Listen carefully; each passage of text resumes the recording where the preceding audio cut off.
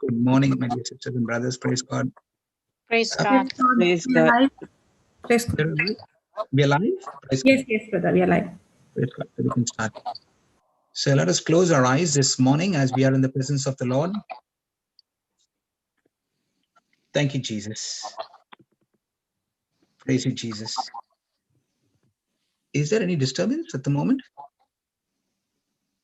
Thank you, Jesus. Yes, there's some slight creaky noise. Yeah, we'll mute once again, brother, and then we'll come. Yes, everybody. Praise God, brother. Brother Linus, you're mute, brother. Brother Linus. Yeah, praise God. Can you hear me? Very clear. Praise God. Thank you, Jesus. Let us close our eyes as we are in the presence of the Lord this morning. Let us look to Jesus, who's the author and the finisher of our faith. Loving Father, we praise you, we thank you, we worship you and glorify you. Thank you, Jesus. We praise you, we thank you, we worship you and glorify you. Thank you, Holy Spirit. We praise you, we thank you, we worship you, we glorify you. Thank you, Lord, for your loving kindness and your tender mercies. Thank you, Lord, for another beautiful day that you blessed each and every one of us. Yes, Lord, we thank you for this very gift of life that we have, Lord, this morning, to breathe in this beautiful oxygen that you blessed us with, Lord. Oh, yes, we thank you and we praise you to experience your love and to share this love to one another. Oh, Father, we want to thank you. Thank you for your protection upon each and every one of us and upon our families. Thank you for your love, for your faithfulness, for your goodness, for your grace, for your mercy, for your protection upon us each and every day of our lives. Father, we thank you this morning as we are gathered here, Lord, once again at the breakfast table with Jesus from different parts of the world. We are gathered here, Lord, believing in you, trusting in you, for you alone, Lord, have the words of eternal life. You alone, Lord, have the solution to every of our challenges, problems, difficult situations that we're facing, Lord, every moment of our lives. Oh, yes, Lord, we thank you and we praise you, Father. Thank you, Lord, for your word. Thank you for your promises that are always a yes and an amen. Thank you, Lord, for your blood protection upon each and every one of us. Thank you for the blood that you shed for us, Lord, that has redeemed us out of the hand of the devil. Yes, Lord, and forgiven us of all our sins. And it is continuously being, and we are continuously being cleansed from all sin because of your blood, Jesus, that was shed on the cross of Calvary. Oh, yes, Father, we want to thank you, Lord, that we are justified, sanctified, Father, and we have boldness to enter into the presence of God because of your precious blood and overcome every work of the enemy. We thank you, Lord, and we praise you, Father. Lord, this morning here, Lord, we are gathered here to learn the secrets and the mysteries that are hidden from this world and given to us, your children, who are come here, Lord, hungering and thirsting for your word.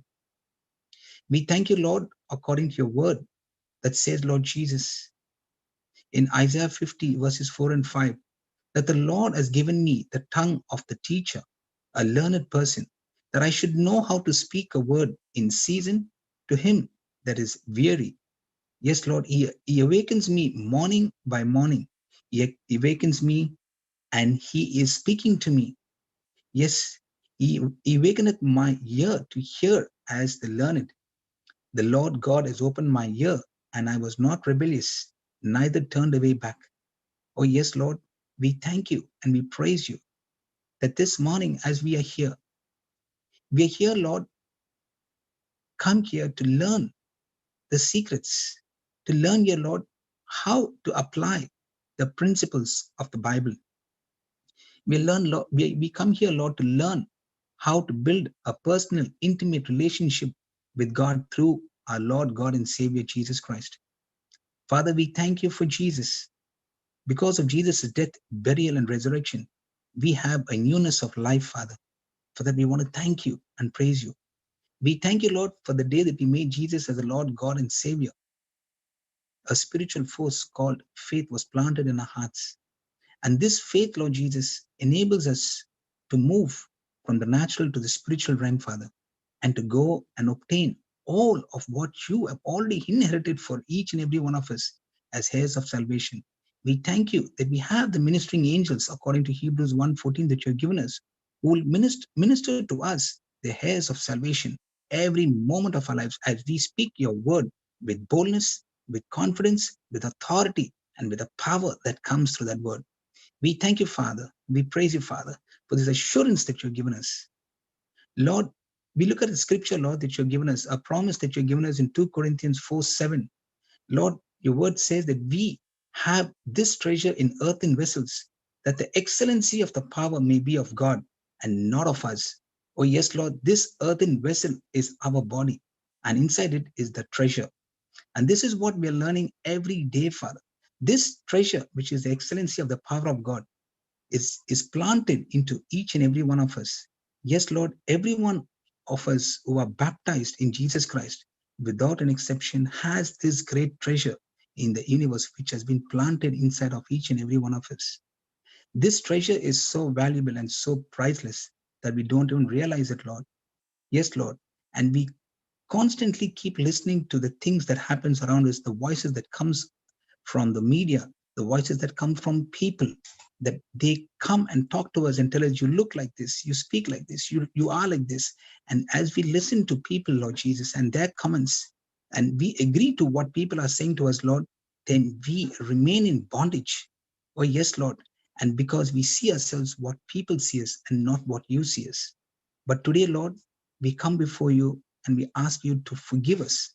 Today, we ask, Lord Jesus, to forgive us of our iniquities, forgive us of all our wrong thinking, Father, so that as we are quick to repent and quick to forgive others, quick to forgive ourselves, Lord, and believe in your word, we will obtain this more sure, precious promises that you have already destined for each and every one of us, given to each and every one of us, Father, as a free gift. So for that, we want to thank you, Lord, and praise you, Father.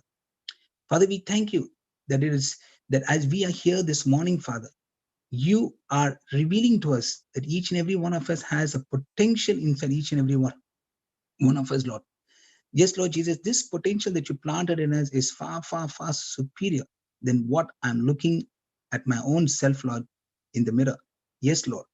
Yes, Lord Jesus, I can come here and I can receive these information, receive this instruction, receive this knowledge from you. But if I do not apply these instructions and knowledge in my life, then I'm going to be like a person looking at a mirror, Lord, and not making any corrections, as the book of James speak to us.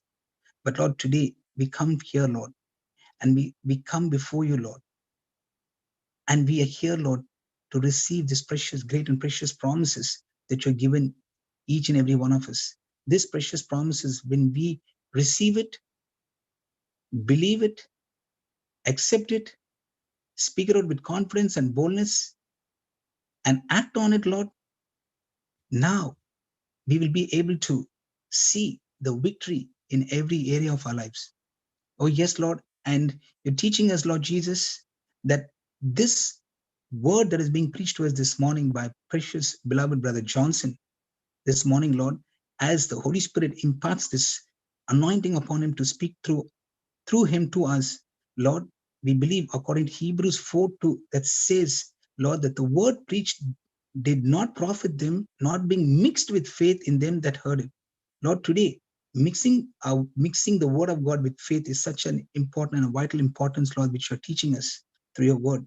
Yes, Lord Jesus, because it's the two of them working together, the word and our faith, working together, Lord Jesus, produces the results. Thank you, Lord, and we praise you, Lord Jesus.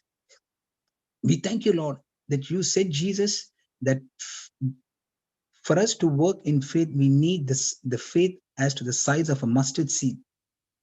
Thank you, Lord, that today our problem is not with faith, but our problem is unbelief. So, Lord, today we bind and cast out every spirit of unbelief, Father. And now we look at your word and look at your promise and believe by faith, Lord Jesus, what you have done for us and what you have done, accomplished on the cross of Calvary, and believe that all of that established works of Jesus belongs to us as a son and daughter of our God. Oh, yes, Lord Jesus, we thank you and we praise you, Father, for revealing these truths to us every day, every moment of our life, every morning as we come here at the breakfast table with Jesus. Lord, we thank you and we praise you. We thank you for your Holy Spirit, who is a wooden, like a wooden sculpture, Lord, who is the master sculptor, Lord. Yes, Lord, he is the one who's working inside each and every one of us, Lord, chiseling out. Yes, Lord Jesus, everything that does not belong to God. Yes, Lord, we thank you. And today we ask that we pray, Father, by faith and believe that we are yielding to the Holy Spirit, so that allowing him to work in us, Lord, so that he will chisel out everything and knock off everything that does not belong to us as because of our old thinking, but belongs to us because of our new thinking in Christ Jesus. Oh, yes, Lord. For that, we want to thank you. Yes, Lord. All the old thinking he's chiseling out, all the negative thoughts he's chiseling out, and he's making us an image. He's making us as an image of Jesus Christ inside each and every one of us. Oh, for that, we want to thank you, Lord. And so that the real beauty that is inside of us will be revealed, Father, through the power of the Holy Spirit. Oh, for that, we want to thank you, Lord. And we praise you, Lord. We thank you that, and as we yield to the Holy Spirit, Lord, we discover, Lord Jesus, our assignment. Yes, Lord, each and every one of us has an assignment, and this assignment, Lord Jesus, is for us to go out, Lord Jesus, and proclaim the good news, Lord Jesus, and bring solution to every problem in people's lives, Father. Oh, Father, we want to thank you. And we praise you, Father. Thank you for revealing these truths to us, Lord Jesus. This morning, as the word of God is preached, let us believe by faith, Lord. We believe by faith that the anointing that comes from your word destroys every yoke of the enemy and removes every burden of our shoulders, Father, in the name of Jesus. We thank you, Lord, and we praise you, Father, for the instructions that we're receiving this morning, the practical examples that we receive, the testimonies that come this morning, Father, that is helping us to change and be transformed like Christ, Father, in the name of Jesus. We thank you once again, Father. We thank you once again, Father, for implanting us the truth that comes from your word, Father, that always causes us to be victorious in every area of our lives. We thank you, Father, in advance. In the glorious name of Jesus, we pray. Amen and amen and amen. Praise God. Amen. Thank you, Jesus. Praise you, Jesus. Thank Very you. good Amen. morning, Amen. everyone. Praise the Lord. Beautiful prayer, Brother Praise, Linus. Thank you, Praise God. Jesus. Good morning, Praise Brother the Prince. Lord, Jesus. Jesus. praise. Good morning, everybody. Good morning, Sister Good Christina. morning. Good morning. Praise Good God. morning, Good Sister morning. Chandra. Good morning, Cassandra. Good morning, Sister Morning, Good Shamini. morning, everybody. Good Morning, Brother, morning. I everyone. have received God. 2 testimonies. Yes, you can go ahead and read it, sister. Praise God. No, I'm not reading. It's a voice Brother recording. Johnson has just joined in. Yeah, make him a co-host and I will Okay, share. we will wait for him to join in and then we can share it. Okay. Yeah, he's He's in just already. joined in. Praise God. Praise God.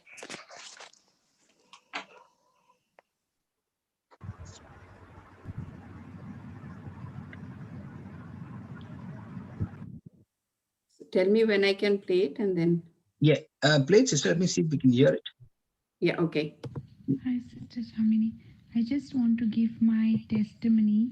Yes, sister, it's clear. It's clear, but a little bit louder. There It's are 2, clear. 3 testimonies. I just Okay. want to This is give the max. I've first put it on full. about Okay. my. Okay, you can I start was from the beginning, pregnant sister. Praise last God. year, and I had Yeah. contacted you. Okay. Hi, Sister Before Shamini. that, everybody put your screens on the first screen for y'all to hear the testimony. Otherwise, y'all can't hear it. Yeah, Praise God. and mute everyone, okay? Yeah.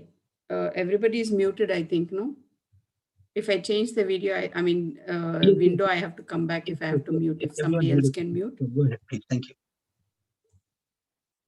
Praise God.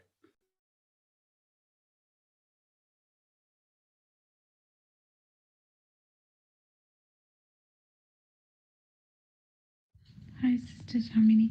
I just want to give my testimony. There are 2, 3 testimonies. I just want to give first about I was pregnant last year, and I had contacted you that during my urinate I just found a cyst. It was grown up in the month of September, and then you had prayed over me, so it was still there, and then I believe that it's been healed. So it was still there. I will get a pain, and then again, like you told me whether it's there or it's gone. So I believe it was there, but I believe that I was already healed. Then again, during one of the session when Papa Johnson was taking the session in Dubai, in during Auntie Julieta's class. So I told Auntie Julieta that I'm still getting on pain. So she said, yes, you can come online. Then Papa Johnson can pray on you. So Papa Johnson had prayed on me that time, and that the pain had gone the next year, and he pay, and I was pregnant, and and and he prayed over my baby as well for a perfect, normal, painless delivery. So still my cyst was there, but the pain was gone. But I didn't concentrate on that cyst, but I just believed that it's gone, and it didn't bother me. Every time, whenever I used to take bath or whenever I used to use the restroom, I used to just say, by the wounds and stripes of Jesus, I'm healed. And Jesus, this is not the water, but this is your precious blood which is flowing all over my body, and every infirmity and the cyst is gone in Jesus' name. It just went continued till I delivered the baby in December. So when I delivered the baby, it was completely gone. So it's now not there. I thank and praise you, Jesus. So then the second testimony I would like to share about my baby. I have just delivered a daughter who is 2 months now. Now, so I was confessing scriptures for my baby for the painless, quick, normal delivery, which you had given me as well. Auntie Julieta has also given me. So Jesus Christ has redeemed me from the curse of the law, and every curse of the labor pain is nailed on the cross. So I was just confessing that, and I was saying pregnancy prayer as well. And when I got the pain on 14th December. My due date was on 15th. So I got a mild pain in the morning. So it was mild, and then it is to go and it's to come, it's to go on. But it was quite bearable. I wouldn't I wouldn't feel like it's a contraction pain. Till evening, it started like gradually having, but still I cooked the food, I have two other children. So I cooked, I fed them, and I went to the hospital like as a normal, because it was coming, going. Then they sent me back because I was not diluted. But I was pretty sure that I will come back soon again. I did not say anything to them because they didn't keep me. They sent me back, you go, and like whenever it's coming more, you can come. So then it's when I reached home, then it started gradually to coming more and more. And before that, in the morning, I had did a agreement play with Sister Clara. So she said, yes, you will have a painless normal delivery, nothing, don't fear, don't worry. So in that whole, from the morning till evening to 11:30, I was just confessing, thank you Jesus, that I'm having a painless normal quick delivery, and I will deliver a baby like a Hebrew woman before the midwives comes. So it just happened that I went and they sent me back, and then I went again at 12 o'clock. And that too, my husband just dropped me because there was nobody. My husband was not along. I said, Jesus, you are with me, and you're gonna do my delivery. So and then around 11:30, I reached hospital again. So the pain was there, but it was bearable. Like I couldn't feel like it is contraction pain like what I had experienced for the two deliveries, previous deliveries. In meantime, the thought is to come. Oh yeah, you won't deliver. You had to go for long labor pain. The devil was taunting me so much, but I said nothing, doing nothing. So I just kept on confessing the scriptures. So it just happened. Then when I went in the delivery suit, within 10 minutes I delivered, and the baby, and the midwife was telling me, wait, don't push. But before the midwife arrived, I delivered the baby. She has to run totally to carry the baby. So it's only because of the scriptures. And thank you, Papa Johnson, for the prayer, and Sister Shamini, Auntie Julieta, and all of you who prayed, who did an agreement prayer. And third testimony will be like my husband's when he at the workplace, he works so and as a supervisor, and one of his staff had a COVID. So he had done all the what you call it, temperature checkup and everything. He actually basically he was with him, he sat with him, he touched him, and then he oh, he touched him, and then he when his staff did the test, he found that he is a positive. So then the NHS, just when he went to the NHS, his staff, they told him, like, you are positive and who was with you. So he just gave my husband's name. So the NHS sent a message to him, you have to be isolated. So he was worried. So I was not worried at all, though he was worried because 3 children, small children are there, and like, what will happen? I said, no, we are vaccinated with the blood of Jesus. First little fear came into me because next, after second day, he had symptoms of throat pain, cough, which was very bad. So the thoughts was keep on coming, but I said no, I did not take those thoughts. I said no, we are vaccinated, we all are vaccinated with the blood of Jesus. And I was calm and cool. And Melba Muskrens, she did agreement prayer with me, saying that nothing doing, don't fear, and like what is that? Nothing gonna happen. So I kept on that word, holding on it, and I said, thank you, Jesus. We are all vaccinated with your precious blood of Jesus, and no virus, no germs can touch us. We are the body of Christ, and Satan's sickness virus has no power and no place in us. And then I started thanking God. I started thanking God. I said, Lord, since I don't have anybody to take care, it's you who has given this opportunity for my husband to be with us 10 days. So it will be calm and peaceful for me to do all the other works. And really, it helped me all those 10 days, because the new baby born and all the works and 2 other children who are small. So it really helped. And I thank and I praise and I thank you, Jesus. Praise you, Jesus, Lord.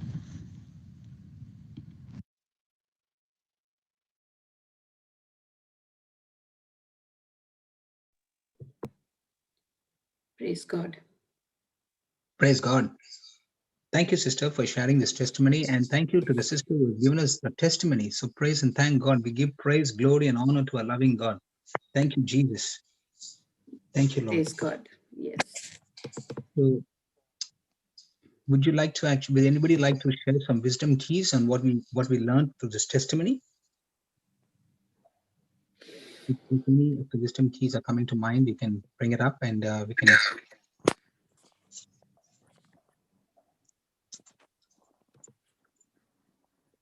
Anyone? Praise God. Yeah, sure. I felt that this was when my expectation is based on my promises from God, I walk in victory. She was already in touch with people. She had heard testimony. I mean, that's my impression from listening to her. So correct me if I'm wrong. My impression is that she had heard. She knew there were testimonies. She knew what to say. She knew what to claim. She knew where to go for her agreement prayers, and so she kept to it. She focused on her God's promises to her for the cyst, for the delivery, and even for the COVID. And so she got her victory. She expected the victory based on the promises, and she received her victory. So yeah, that was what I thought was the wisdom key for this.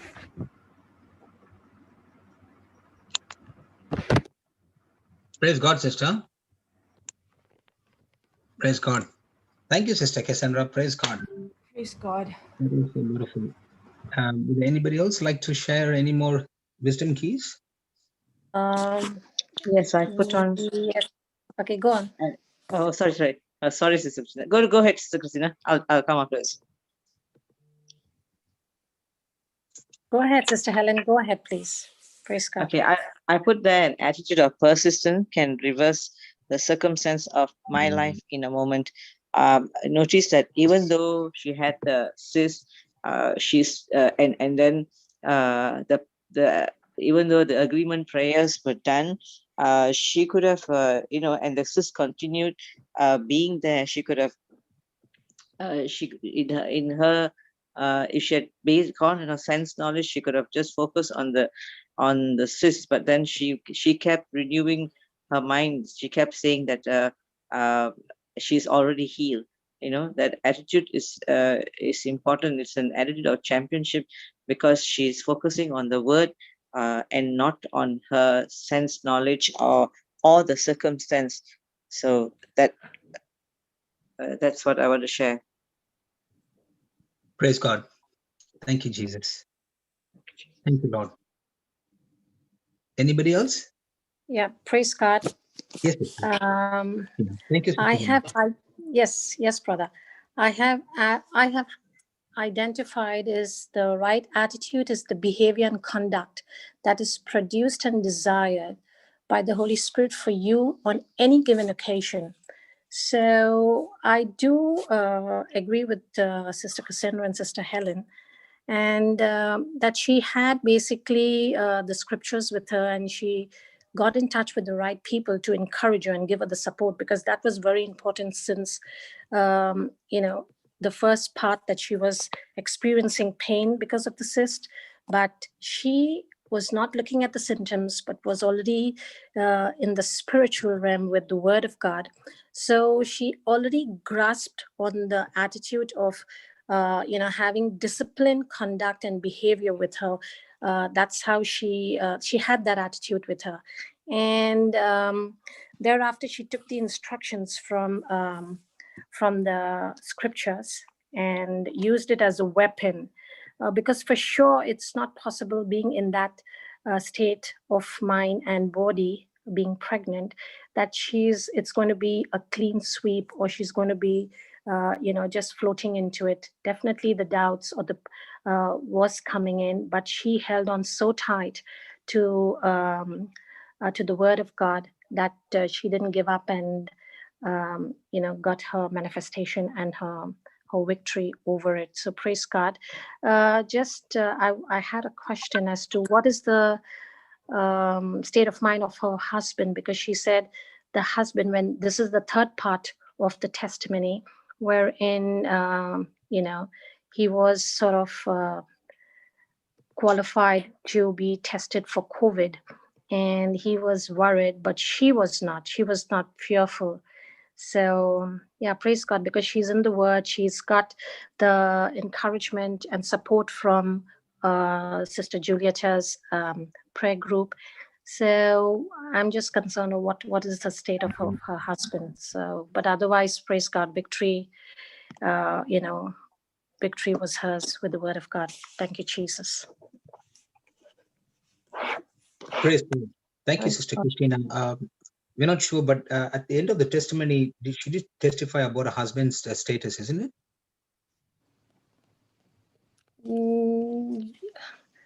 No, not the spiritual status. Not the spiritual, yeah. Yes, she kept speaking more about herself. Yeah. In other words, we have not got the final result that he's free of COVID. Or in the garden. Okay. Yeah, that I'm more concerned about whether he's in the garden. Okay. So let us believe. He's definitely in. Yeah, praise God. Okay, yes, that's right. Yeah. So shall believe by faith and agree by faith that he is in the garden, and that he is also free of this COVID problem. Okay, yeah, and he's been set free from this COVID sickness, also COVID, and he's also in the garden in the name of Jesus, because she is in the garden, and we believe by faith that they both are in the garden. The whole family is in the garden in the name of Jesus. Amen. Amen. Amen. Jesus. Praise God. Praise God. Just to add to what all that you have said, it's so beautiful to listen to the wisdom teeth. Absolutely right. What you were saying. What I'm looking here is first and foremost, I was looking at a wisdom key that I saw here is the key to my victory is that I have to check on which soil I am on. The key to my victory is that I have to check on which soil I'm on.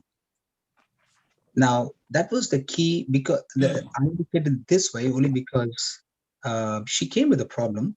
Okay, she had some issues. She spoke to Sister Shamini, and then from there, she actually also got some help from Julieta's group, and then also she was ministered by another person, Sister Melba, and all that later on. But as I said, actually, any disturbance? Sorry, as she began to understand how the system works, as she began to understand the truth that came from the Word of God, she started first and foremost eliminating all the negatives, because a lot of the times when we have sickness, we only speak about what we are experiencing rather than our expectation of the Word of God, how we believe through the Word of God. So that's the first key. So that the soil of her heart was cleansed in the first place, with all the negative thinking. And now she had to renew her mind, make those necessary corrections in her soil of her heart. And then now she's able to, speak that Word of God with boldness and with confidence. And that's what we heard, that, even when she's having a shower, whatever she was doing, even although the cyst was there, she kept on speaking the Word of God and focusing on the promises of God rather than speaking about the experiences that she's having. So that's the first step. That's the first wisdom key that I've shared. And the second thing is, once she started doing that, now we've got a second key that says here that we learned in the past here is, I'll just bring it up. The Word of God unleashes you. Sorry, the Word of God unleashes your very life within you. And that means as she started understanding the Word of God and the principles and the system and how it works, now it started actually, destroying all the strongholds, all the negatives that have been in the mind through the reports that came maybe from the doctors or, the media or whatever she's been hearing about it in the past, or what the sickness, has done in the past and things like that. Because the Bible says in John 6:63, Jesus said, "My word is spirit, my word is life." So she started believing in the Word of God, and the very life of God started permeating into her very fiber of her being, into her body. And that actually has gone there and destroyed, that sickness in her body in the name of Jesus, or that cyst, I should call it, in the name of Jesus. So that is the second wisdom key. And the third one is, the Word of God solves your mental problems. That is in Psalm 119, verse 165. It says, "Great peace have they which love thy law." So now she began to understand how the Word of God works. And now she started resting in the Word of God rather than, thinking about the problem. And that's what I believe has happened to this person. And now she's in the Word. By faith, we believe that not only she's in the Word, now that the husband in the Word, now they're proclaiming the Word of God with boldness. And we also see how she, the Bible, Sister Juliet also gave her, and I know that the others also have given her Galatians 3:13, how she has been, and she understood how she has been redeemed from the curse of the Jesus Christ of Nazareth, has redeemed us from the curse of the law, being made a curse for us. So even her pregnancy was so beautiful, so, I should say painless and so easy. And that's what we see actually when we go back right, to the book of Exodus, chapter 1, verse 19. That says very clearly, and that is a very good promise also, that it says that the midwives asked Pharaoh, the Hebrew women are not like the Egyptian women. They are vigorous and give birth even before the midwives arrive. So it's such a beautiful thing to know that, the pregnancy was so smooth, healthy, and normal in the name of Jesus. So praise God for that. And we give praise, glory, and honor to the Lord. Thank you, Jesus. Praise you, Jesus. Praise God. Thank you, Jesus. That was amazing, brothers and sisters. Everyone shared very, very nicely. And yeah, the one thing is she's continued blessing the Lord at all time. His presence shall continually be in my mouth. So even though in all that negative things is happening and whatever she's going to the struggle, in that she was blessing the Lord, she's totally trusted that Galatians 3:13 and 14. That was amazing what she continued with her faith, with a courageous heart. Praise God. Thank you, Sister sister, for sharing this testimony. Praise Praise God. God. But thank you to brother. you, sister, Praise because God. you are the one who shared it. Praise God. Praise Praise God. God, Sister Shamini. Well done. Thank you, Praise God. Sister Shamini. Praise God. Praise God. It's glory to God, Brother, not for me. Yeah, praise God. praise God. Yeah. Brother God. Linus, you said Psalms 119:65, right? 165. 165. Oh, okay. Psalms 119, 165. Okay. And the verse you shared, sister? Galatians 3:13 and 13 Okay. and 14. And Psalms 107, 20. She said, yeah. Okay. Praise God. Okay. So can I share the second testimony? Yeah, sister. Yes, sister, please go. Praise God. Hold on, we haven't given Brother Johnson a chance to speak. We are actually, and anybody else would like to speak? Praise God. Praise God. Yeah. Brother, anybody else? Our brother will come back maybe later with all the points. Yes. Any of the participants would like to Yeah, any of the participants, contribute? it's open to everybody. Please don't hesitate to raise your hand, ask for an unmute. Praise God. Praise God. Praise God. Yeah, you can go ahead, Sister Shantala. Thank you. Okay. Yeah.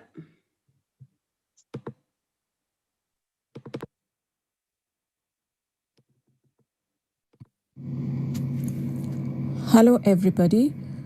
Praise the Lord. I had given my testimony a couple of weeks back, but I'm giving it again because I had gone for an ultrasound scan and I want to share with you all the outcome of the scan. But for the benefit of the participants who have not heard my testimony before, I will start from the beginning. It was on New Year's Day that I noticed a big heart painful boil the size of an almond in my right armpit. My doctor diagnosed it as folliculitis and had prescribed a 2-week course of antibiotics and told me that if it didn't subside, I would have to do a scan. After 2 weeks, the boil disappeared, but I could feel a small gland in the same spot. It got me worried, and I called Sister Mallory, and she prayed over me, rebuking it, and we prayed together in tongues. She also told me to say, "Thank you, Jesus, for your Spirit is upon me. Thank you, Jesus, for anointing me. Thank you, Jesus, for filling me with your love. Thank you, Jesus, for setting me free from all sickness, from all bondages, and from all evil spirits." I said this on the rosary beads daily, and another thing she asked me to do was, while having a shower, to imagine the water as the blood of Jesus and say, "The precious blood of Jesus is flowing on me, and it is washing away all my sickness and infirmities." And I also confessed Romans 8:11, "The same Spirit that raised Christ from the dead now lives in me, and that Spirit has healed my mortal body." And 1 Peter 2:24, "By his wounds and stripes I have been healed." And Psalm 97:5, "My mountains melt like wax in the presence of the Lord." I also listened to Sister Jocelyn's teachings on divine exchange. I confessed the prayer on worry and fear and Psalm 91. Sister Mallory had told me not to concentrate on my armpit at all, and I did as I was told. On the 9th day, something within me made me feel that spot. I believe it is the Holy Spirit, and I couldn't feel anything in that area. There was nothing there. Praise Jesus. After a few days, thoughts were coming to my mind like, how can you say everything is fine? You don't know. what's going on inside your body. The evil one was putting all these thoughts in my mind, and I was fighting the thoughts by telling myself that Jesus is faithful. When he says it is finished, it is finished. Finally, I decided to go for an ultrasound scan on Sunday. The journey to the clinic was 1 hour by train. If I was not knowing the word and God's promises, I would definitely be in fear. Off and on, negative thoughts were creeping in, but I was confessing the scriptures from worry and fear throughout the journey to overcome those thoughts. When the scan was going on, I was praying in tongues. I had the advantage of wearing the face mask. Then I heard the sonographer saying that she couldn't see anything of concern on the scan, that everything looked normal. The truth is that when Jesus says yes, nobody can say no. Praise be to God the Father, to Jesus Christ our Lord, and the Holy Spirit, and thank you, Mother Mary. Praise Jesus. Hallelujah. Thank you, everyone.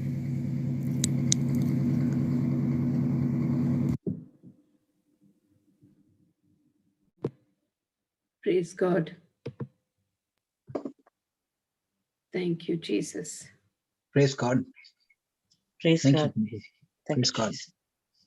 Yeah, would anybody like to share such a beautiful testimony? So praise and thank God for this very powerful testimony. Another testimony that this person actually shared with us. And thanks to Sister Mallory, who has actually given her the instructions through the Word of God and made an agreement prayer, and basically being her mentor at this point of time. So praise God for that. And we see victory in her situation, in this person's situation. So praise and thank God. Thank you, Jesus. We give you all praise, glory, and honor, Father. Thank you, Lord. So is there anybody who would like to share something that we learned from this testimony?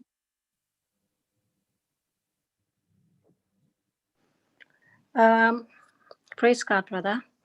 It's Yeah. when you have the word of God grafted in your soul, Yeah. You experience health. And it's just that if you want to have good health all the time, and when your mind is healthy, everything around you is healthy. So she got the word of God. She got, she followed the instructions. She got good mentorship. She, put it into her heart and believed to the extent, that she did not even, as she started saying that the blood of God is on her, and when she was bathing, she was believing that it's not water but the blood that's flowing onto her. She did not even realize that she needed to continue to focus on the cyst or the lump, to the extent that Holy Spirit had to prompt her, and tell her, have a look at it, it's not there. So once she did that, then she realized that it had already disappeared. So what I'm saying here is that she had the word of God grafted so much deep down into her soul that her focus was shifted completely from the problem, and she got a victory over it. Praise God. Praise God. Thank you, Jesus. Praise God. Praise God. Yeah. Yes, thank you, She Sister also, Christina. yeah, Yes, you can go ahead. Sister Christina, absolutely, because I also picked out that the Holy Spirit had to prompt her to check after 9 days.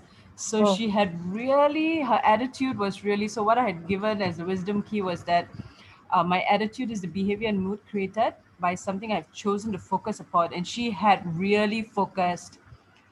This is what Already, it's that she's healed, yeah, that's right. That's right. Until she had to be prompted, to go and check and make sure and see it's gone. So that was very good that she had I also heard her say that she had followed the instructions Yes. Yeah. So What she was told to do. That's right. That's right. So she got her victory. Amen. Thank you, Jesus. Amen. Praise God. Praise God. And with now that we are learning so much, I've totally got this into my head that if you have a healthy mind, if you basically have the Word of God grafted, embedded in you, and you're walking with it, and you believe in it, and you mix your faith after you profess it, you can't go wrong. You have to get your manifestation. Praise God. Thank you, Jesus. Yeah. What did she say in the end? If God says yes, no one can say no. It was something like that, right? Yes. Yeah. That was good. That was good. Praise God. And that's the truth. That's the truth, yeah. It set her free. Yeah. Praise God. Praise Praise God. God. That was Praise God. amazing. Which she's yeah, Sister Helen. Okay, I shared my attitude towards God is determining the experiences I have with Him, because when she kept her mind focused, resting on the Word, she refused to see the circumstance on what was happening in her body. Although if she were to focus on what she's seeing, then she would not be able to trust God and what has already been spoken for her. So keeping her mind on the Word of God, that she is completely the sis is the thing is already completely healed. That gave her the assurance, and she saw what she has already spoken into manifestation in her life. So that's my sharing on my attitude towards God is determining the experiences I have with Him. Praise God. Praise God. Thank you, Jesus. Fantastic. Yes. And first of all, we need to thank Sister Mallory for sharing with her the gospel. And according to this sister's end thing, she was going on the train or something. She's going for 1 hour is the travel. If she said clearly, if it is before, I would be worrying. But because she talked to herself, that's a key point from what brother gave. She talked to herself and she tasted each moment with the presence of the Lord, not worrying. The main thing is, when I worry, I'm not trusting the Lord. So that means when she was traveling in between that 1 hour, she renewed her mind with the Word of God. What she received in these days when she's going through all these, and according to that meditation that renewed her mind, she is totally trusted the Lord. She didn't worry at all. That's the main thing she shared in the last bit, I think. Yes. Praise God. Yeah, she is renewed because her mind is full of captured with the Word of God, and because she is keeping her mind and her focus not to the problem. And she said what Mallory said, you should not focus to that problem what you're facing through. You should not see what is there. And she just obeyed that instruction exactly. And that because of that obedience, when she's traveling on that 1 hour, she just focused on what she's going to see. Say what God wants you to hear. Praise God. Amen. Thank you, Jesus. Praise Thank God. you, sister, for sharing. Glory Praise to God. Praise God. Thank you, Jesus. Praise you, Jesus. Yes, thanks, Sister Shamli, and thank you, everyone, for imparting this wisdom keys. What I learned also from this testimony, adding to what you have said already, praise God, seed in the mouth does not qualify for a good harvest. Seed in the mouth does not qualify for a good harvest, but seed in the heart qualifies for a good harvest. Praise God. So here we see, we've also learned in the past, we also studied when we know that the Word of God is creative power. It is a seed which has a creative power. Now, this seed needs soil, and that's this person's heart. Now, when Sister Melody was speaking to her, what she was talking to her about she was ministering to her the promises of God, and she gave her the promises of God, and she also made a prayer. And in this prayer, she said, she rebuked that boil, what she had in her right arm. She rebuked it. She rebuked that sickness. Let us call it sickness. She rebuked it in the name of Jesus. And she also spoke about, how merciful God is, how full of grace and love He is. And we see here that now that sickness is like a mountain that was there at the beginning. But when she started generating the substance called faith, by planting that substance into her heart and beginning to speak, that is the word of God in her heart, and beginning to speak it over and over again, now that mountain which is on the outside began to actually crumble from the inside, which we cannot see, which you and I, no one can see. But as she's been releasing the word that came out of her mouth and thanking God that that particular boil, has completely been destroyed in the name of Jesus. And she started making those imagination that, she's already been set free. Now, I believe by faith that this is what happened, that, we also learned that when you have a problem like that, we speak the words of what to do and where to go, and speaking your desire. And this is what I see in this whole testimony, that using Mark 11:23 and 24, this is what's actually happened in this testimony, that the seed in the heart now began to work in her, and she started now speaking the promise of God daily. And we know that she spoke a few scriptures like 1 Peter 2:24, Romans 8:11, and not to concentrate, on the sickness or on the problem or on the boil, but to follow the instructions that was given to her through the word of God.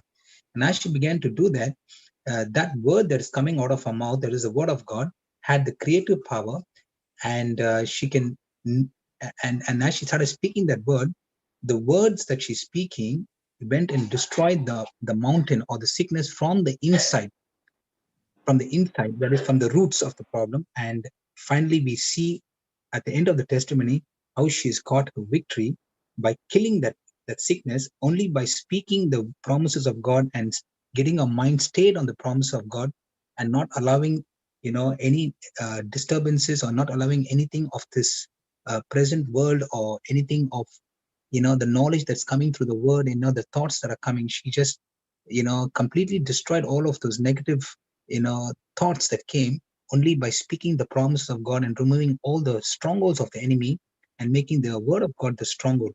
And that's exactly what Jesus is said to us. When we see in the Bible that Jesus spoke a negative word to that fig tree, and when he spoke the negative word to the fig tree, it went and killed the root first. So in the same way, when this person was speaking the word of faith, it went and it killed the very root of that boil in the name of Jesus. And that's what I see in this testimony. So praise God. We thank and praise God. See, it's one thing for a person to give the instruction, okay, which Sister Melody gave, but another thing is for the person to follow the instruction and do exactly what the word of God commands us to do. And when she did that, we see that, that she's got a victory. So praise God. Thank you, Jesus. So it's impossible for the seed in the heart not to have a good harvest. Praise God. Amen. And that's what we see in this testimony. Praise God. Thank you, Jesus. So it was the right application, in other words, that she followed, and that's what brought her the victory, activating the right spiritual law called faith.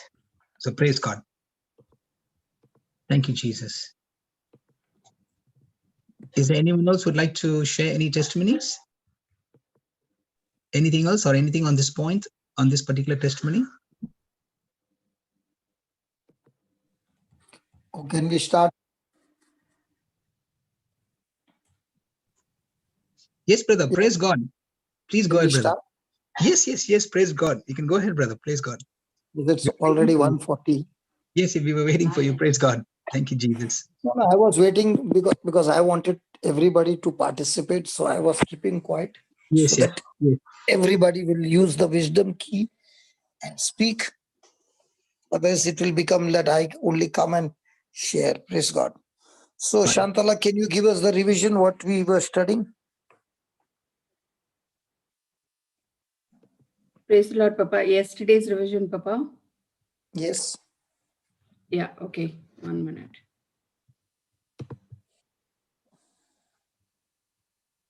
Praise God. Thank you, Jesus. Suddenly.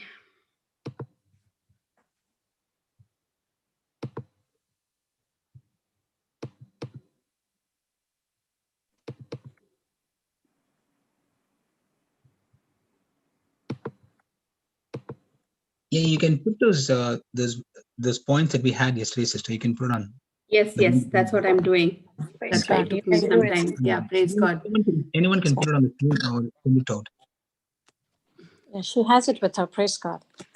Yeah, I've put it I've shared it on the screen. Praise God.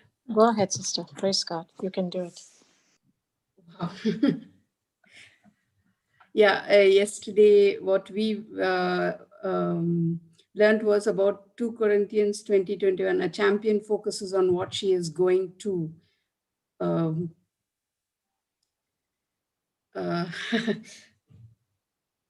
Praise God. Papa, suddenly you asked me, I'm completely back. No, this is What we yesterday's learned yesterday testimonies. on the assignment we learned. Assignment, Yes. Yeah. Towards the end, isn't it? Yes, it's yeah. Yeah, Assignments is when I use the resources that God has given me to help somebody else to become successful, or assignment is to use God-given resources for the benefit of others. My assignment is any problem God has qualified and provided a passion for me to solve. My assignment is decided by God and I have to discover it. So in this, the first point that you shared was my assignment is decided by God and is discovered by me. The second point is my assignment was decided by the Holy Spirit, even while I was in the womb of my mother. That the verse was Jeremiah 1:5-8. Okay. Yeah, and John 12:24. Then the third point was my assignment is always to a person or people. And in that, you gave us questions to ask to ourselves, which is whose failure will bring me tears? Whose success stays on my mind all the time? Whose pain do I feel when I enter their presence? Whose achievements brings excitement to you? And the fourth point is my assignment is geographical, that you explained when you are aware that you are assigned, the right people will see you. When the right people sees you, the favor flows. Where you are matters. Sorry, Papa, somebody is opening up the video. Yeah. Where you are matters as much as what you are. Where you are will determine what grows within you, that is weeds or flowers, weaknesses or strength. Then the fifth point is my assignment determines what is important to me. Whatever excites me is my assignment. Then the sixth point is what I love the most is the clue to my assignments. And the seventh point is what angers me is a clue to something I'm assigned to correct me. So in that you gave us Romans 3:23 and 25 for the reference. And you also told us to read 2 Corinthians chapter 11, the Paul's, praise God, yeah. Yes. And then Now, the today we'll eighth point, study. Papa, the last point. What saddens me is a clue to something I'm assigned to heal. Praise God. Okay. Today we will study 6 reasons. We will study 6 reasons many people never discover their own assignment. There are 6 reasons many people never discover their own assignment. The first one is, many do not even know they have an assignment. Many do not even know they have an assignment. What is the famous scripture? Why are my people destroyed? Because of lack of knowledge. Hebrews 11:6. So Hosea 4:6. yeah. Hosea So in the same way, when a person is ignorant, he doesn't know that he has been put on this planet Earth on a purpose and an assignment. So there are millions who might be Christians, but they are not exposed to hearing the word of God daily. Agreed? Yes. Praise God. Yes, Papa. Yes, agreed, brother. Millions, they never come to the house of God except Easter, Good Friday, Christmas. Agreed? I'm talking about the Christians. Yes, Yes, praise Lord. God. Yes, Papa. When it is Good Friday, you will begin to wonder, where did they all come from? When it is Yes. Easter, you will begin to wonder on that Easter vigil, how come such a big crowd? Oh, in my Yeah. parish, there is such a big crowd. But during the regular Sundays, you don't see them. So now, if these people have not been attending the house of God, where the word of God is being preached and truths are being revealed, then how will this person who is a Christian ever unlock his destiny? So, my destiny is unlocked in the presence of the man of God. Please write that. My destiny is unlocked in the presence of a man of God. Example, when you finish with this, you can read 1 Samuel chapter 9 and 10. And there you will see there's a man from the Benjamin tribe. His name is Saul. He doesn't know God's call, God's assignment, nothing. But when he comes into the presence of a prophet named Samuel, and the reason he comes is because he's gone in search of a donkey which has got lost. So when he and his servants could not locate the donkey for his father, the servant brought an offering to the man of God. Now, there the prophecy comes that God has chosen him to be a great king. So, the prophet of God revealed to him an assignment, an office that God has chosen for him. For example, when I was brought to church, I did not come to church. I was brought to church in a very bad state. And when I was brought to church, the priest, Father George, told my wife, bring him here for 9 days continuously. Don't take a holiday. Bring him all the 9 days. 3 hours of the service, praise and worship, word of God, Eucharist, divine mercy prayer, and laying of hands for 9 days continuously. Now, the presence of God in that place, the anointing of the Holy Spirit on the man of God touched my life. My infirmity was gone. For the first time in my life, I gave my heart to Jesus. For the first time in my life, I renewed my mind to the Word of God. I got the taste of the Word of God. And from then on, the journey began for the next 2 months, as long as the priest was there. When Father Jose got transferred, I began my journey to search for the truth. But what turned around was the presence of God, the anointing of God on the man of God.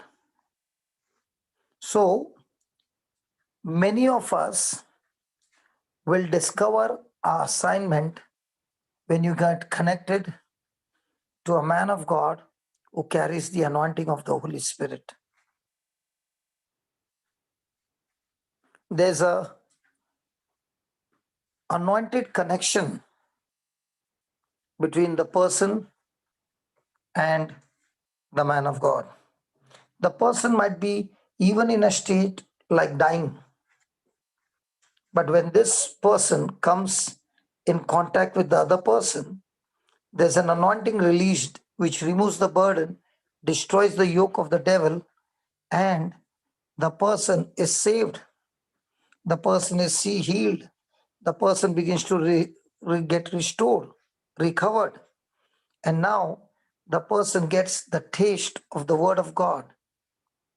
And now begins the journey that the person begins to eat the word of God, and now the person slowly but surely discovers his calling, his assignment for his life. Amen. Second point is, many people are simply impatient. Many people Brother. are yeah. So what is the first point? First point is, many people do not even know they have an assignment. Then what Now is this let's take destiny? let's take an example. Shamini, how was your life before you came for the meeting at Tanya's place? It might be like always like complaining, worrying. Okay. Then you came over there, and for the first time you began to taste the word of God and the anointing. Yeah, brother. Before coming to Tanya's place, I came to your meeting only first.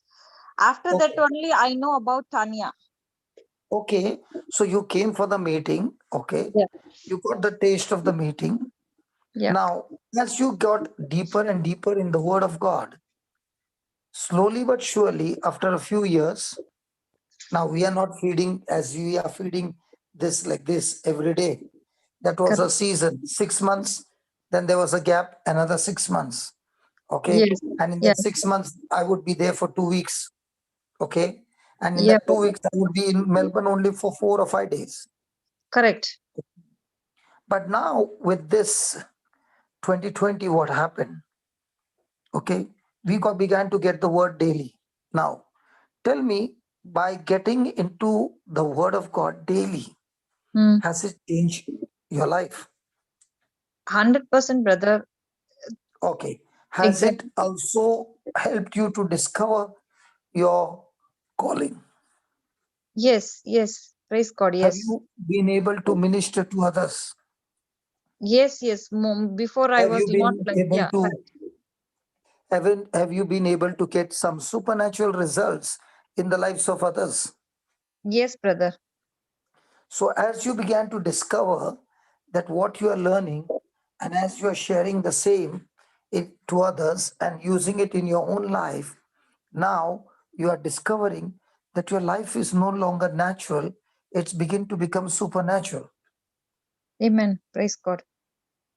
Now, if the same 2020 what we had on Zoom would have been in 2013 when you first came, right? Correct, 2013. Okay, what if that 2013 we had the same Zoom 2020?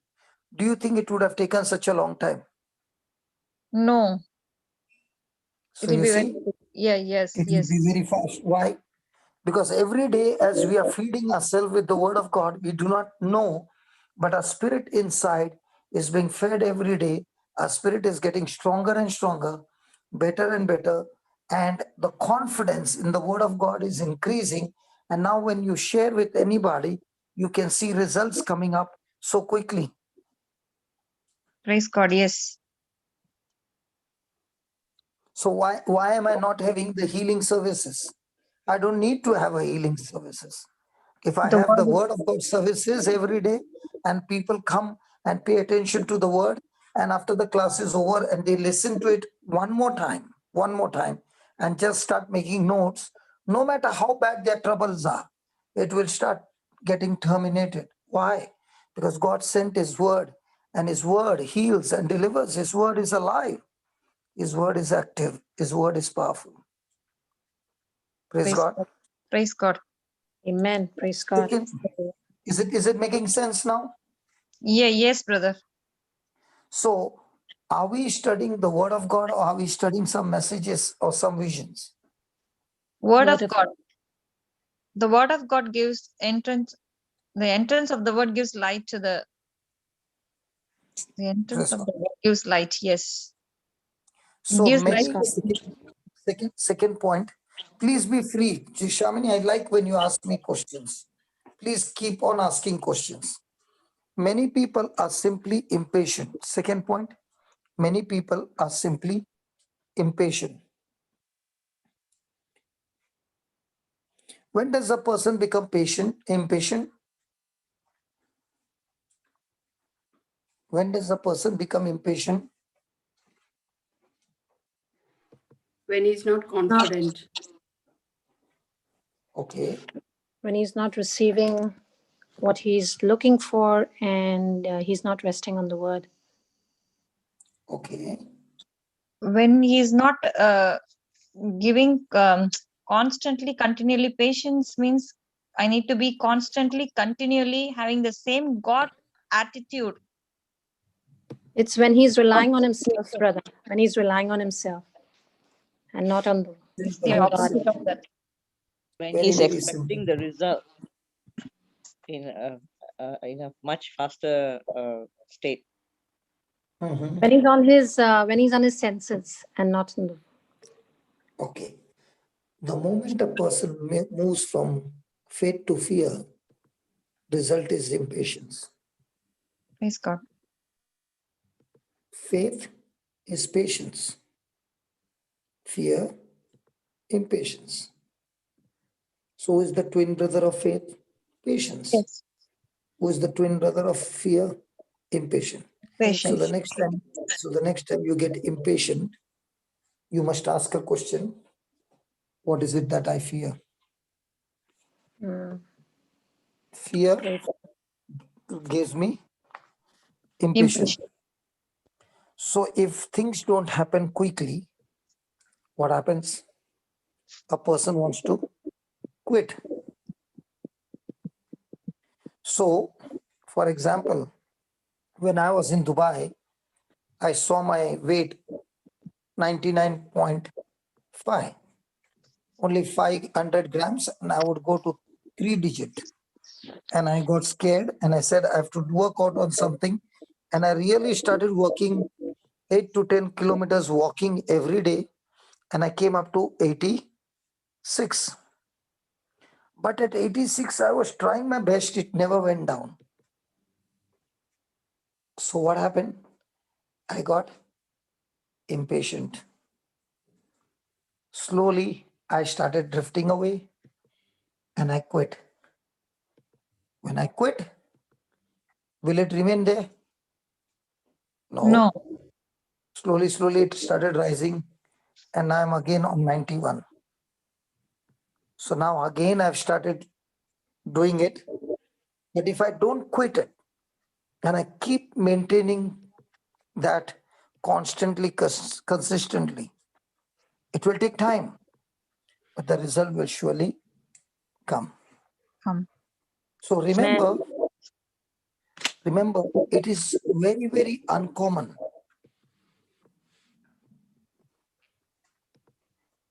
for a person to have patience, uncommon patience.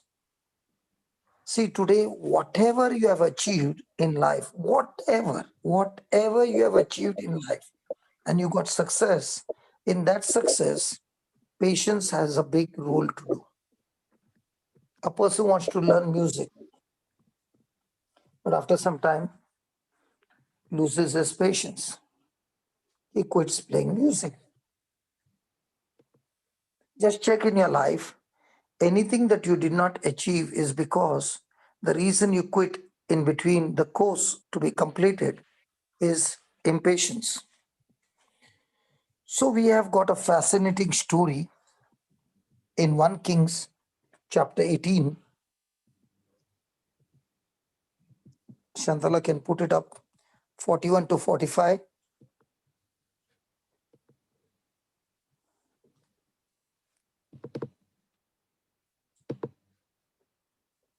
One minute, Papa. 1 Kings. 1 King chapter 1 King 18. 18. 18, 42 to 45. The Lord sends rain. Is that, Papa? Yes. Okay, so from 41, shall I read? Yeah, read from 41. And Elijah said unto Ahab, Get thee up, eat and drink, for there is a sound of abundance of rain.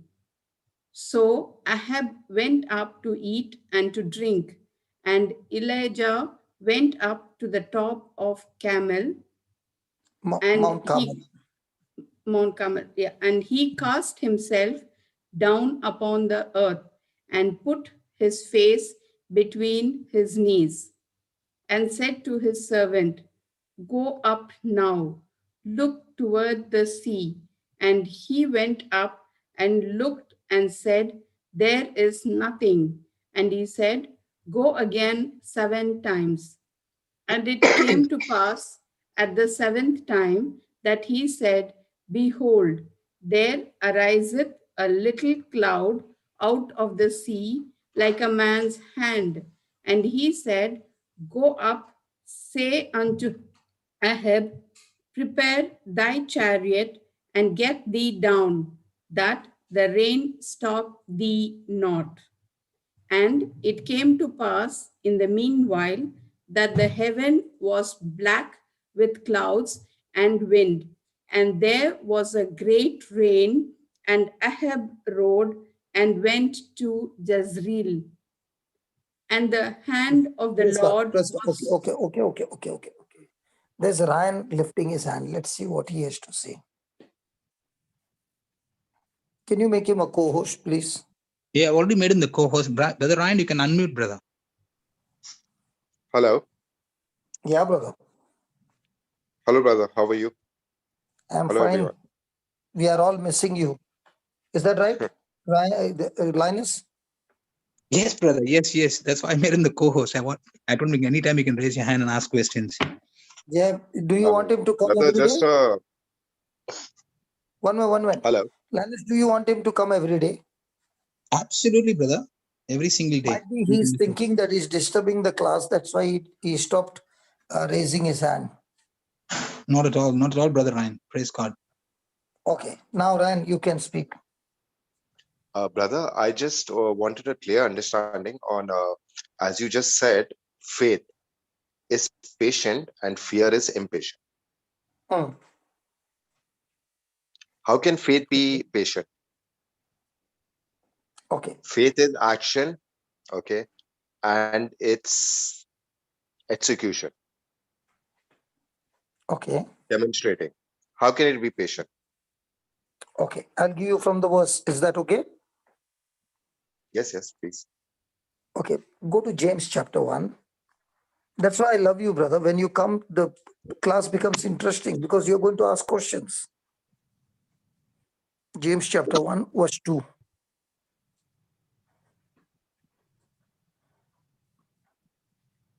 Yeah, read, Baba.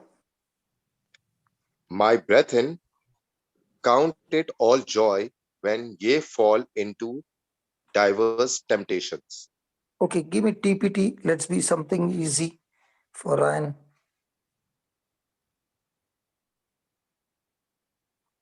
Yeah. Go ahead, Ryan. Verse number 2. My fellow believers, when it seems as though you are facing nothing but difficulties, see it as an invaluable opportunity to experience the greatest joy that you can. Read that again. Read that again, Baba. Ryan? My fellow believers, Okay. when it seems Hmm. as though you're facing nothing, Hmm. but difficulties, see it as an invaluable opportunity What for? to experience the greatest joy that you can. Do you believe that?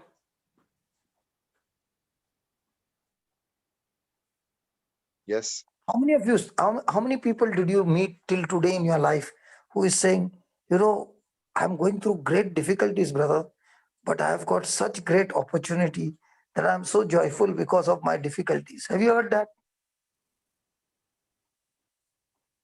Very rare, I think.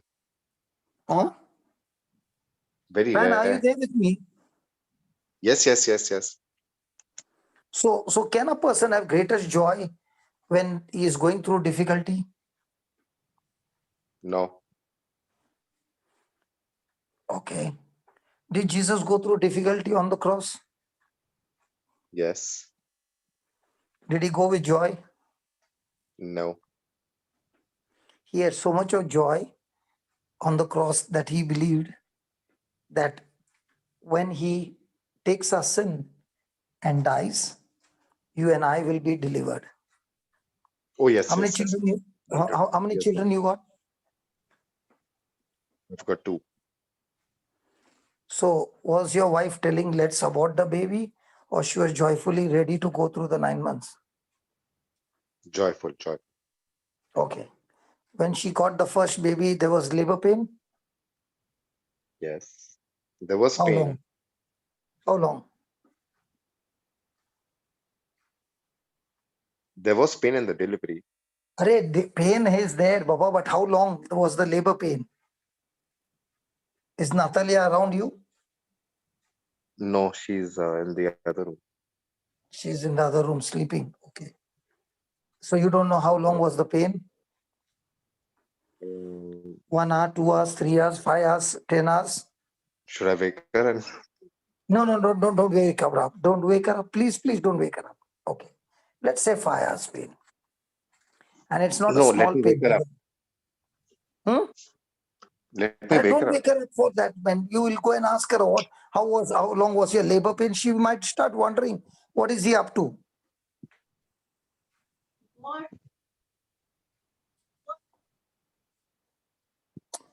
Ryan.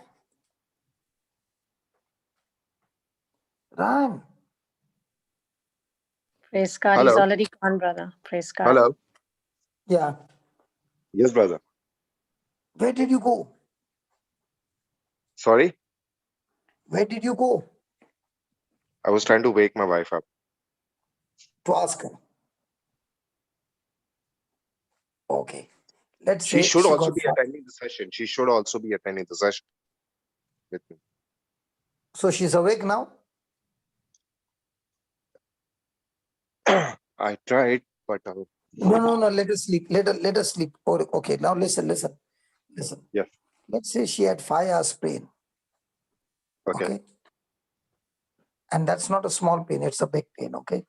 Now, when she gets that pain, and the next time she gets the news that she's pregnant again, and that 9 months again, did she tell you, let's not go with this pregnancy? Never. Why not? The Because joy her was mind is not in the pain, her mind is not on the difficulties, her mind is on the reward of that baby coming into this world. right. Is that right? Right. In the same way, when you're going through a difficulty and you have got Jesus with you, you have got all excitement and joy that in all this battle, the Lord is going to teach you something new and give you the victory and build up your spiritual muscles. But if a person doesn't understand the system, he is broken, he is shattered, and is crying.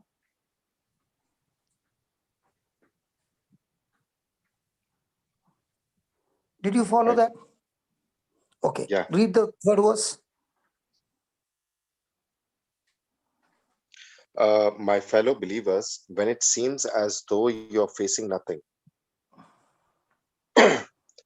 but difficulties, see it as an invaluable opportunity to experience the greatest joy that you can. Then 3. For you know that when your faith is tested, it stirs up power within you to endure all things.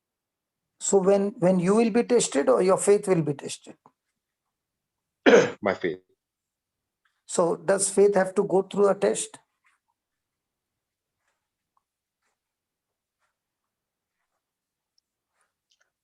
Uh,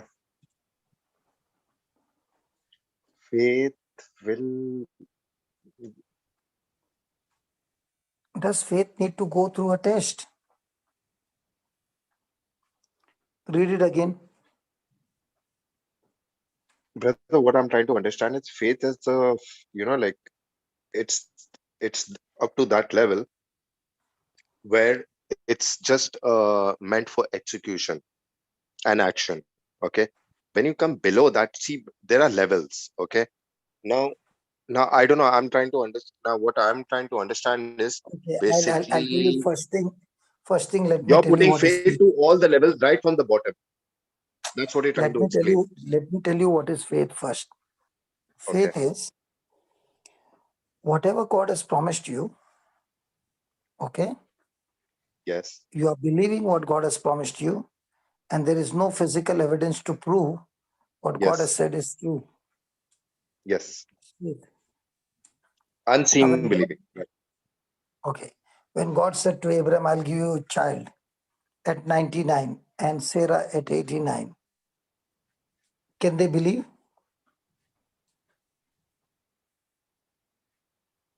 Yes. You will believe at 99 you will get a son? By having the faith. You will believe Natalia can give a baby at 89? By having the faith. You can give me the terms, रे सच्ची बोलना तेरा तेरे दिल से बोलना. Can you believe? No. ऐसा बोल. But what gives the power to believe? The The promise of faith. God. The promise of God. Yeah. The promise of God. The promise So of what gives you joy? The promise of God. Now why is she joyful? Because the doctor said she's pregnant. Why is she joyful? Because she knows after 9 months she's going to get the baby. Can she see the baby? No.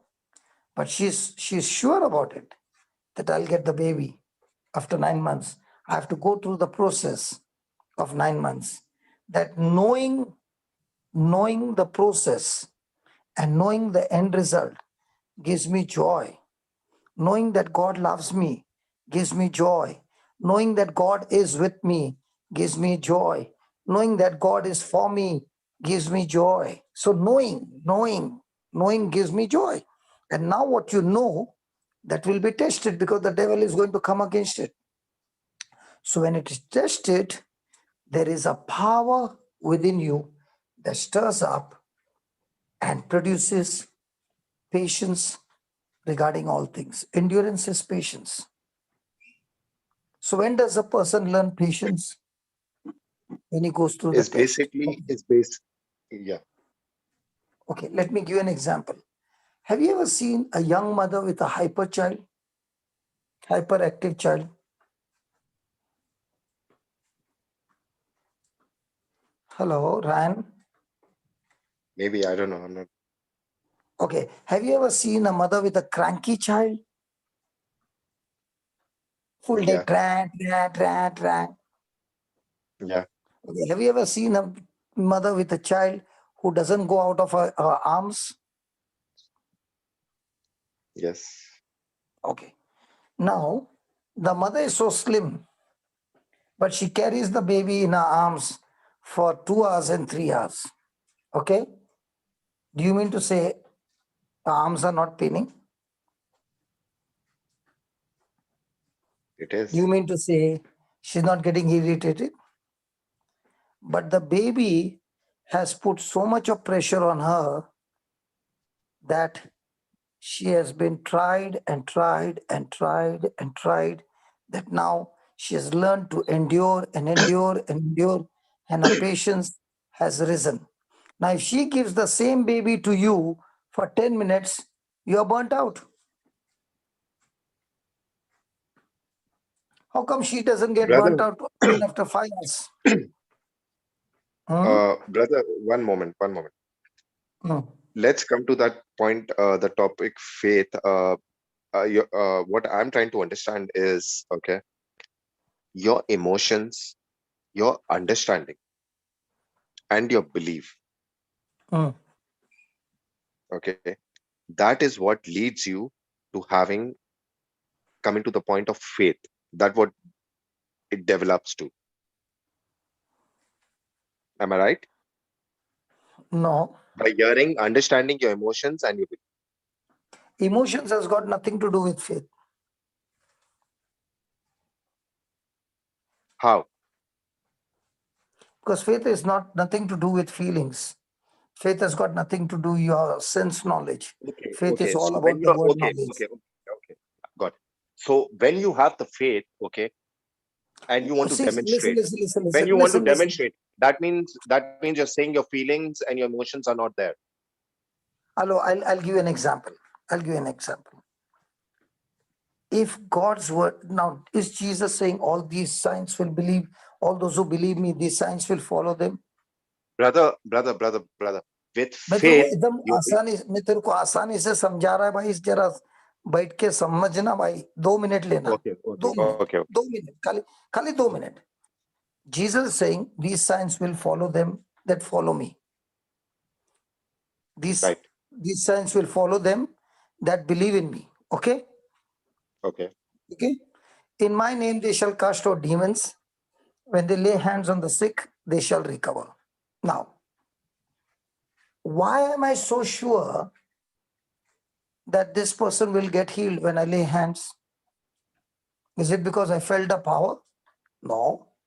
Do I have any feeling? No. Do I see what I see with my eyes? No. I'm fixed on that word. He said, when I believe in him, his word, he has empowered me that I should lay hands on the sick in his name and they shall recover.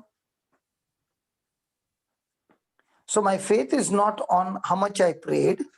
My faith is not on how much good I am, but my faith is on how much good he is, that he gave me this gift, this power, that all I do is what he told. When he gave you the gift and the power, is there any feeling, emotions? No. Okay. So my eyes will say, this case looks like he's going to die, because I can see with my eyes. But my faith will say, but God said, you lay hands and you believe that this man will recover. Not based on his test report, not based on his favor, nothing. Because God said in his word, I will go and continue and lay hands and pray, and I don't feel even a pinch of power in my hand because I'm believing in what he said. So when I'm Brother, opening just one moment. I would just want to understand one thing.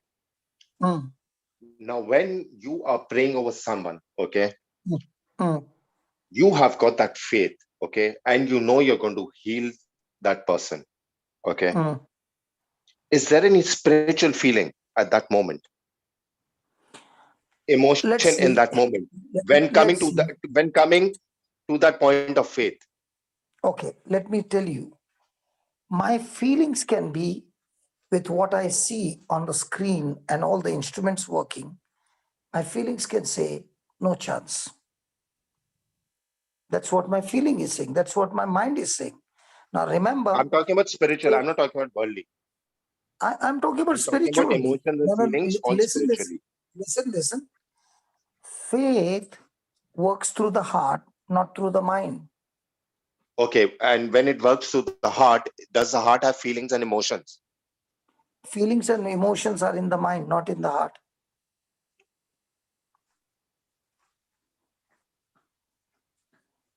The feelings and emotions that you are talking about is the human love. Okay, so human when you fall in feelings. love with, okay, so when you fall in love with Christ, okay, That you love are, is not human love. That love is not human love. That love is agape love, which is not in the mind, which is in the heart. okay. So So when in a you human talk being, about love, listen, when you talk about love, okay, is there emotions and feelings in love? no, no. Emotions and feelings in love is a human love. I'm Agape talking love about is spiritually. I'm talking about spiritually. no. I'm I'll not talking talk. about worldly. I'll tell you. Spiritual love or God's love is all about my decision, my action. Decision and actions all mindly. Yes, my decision and action based on the word of God is love. I might not feel to forgive that person, but because the word of God says, I choose to forgive that person by faith, having nothing to do with what he did to me. I let him go free because the word of God says so. So I just followed the word by faith and action by faith. And when I stick to that action, I experience God's love. That is why faith is not a feeling, faith is believing.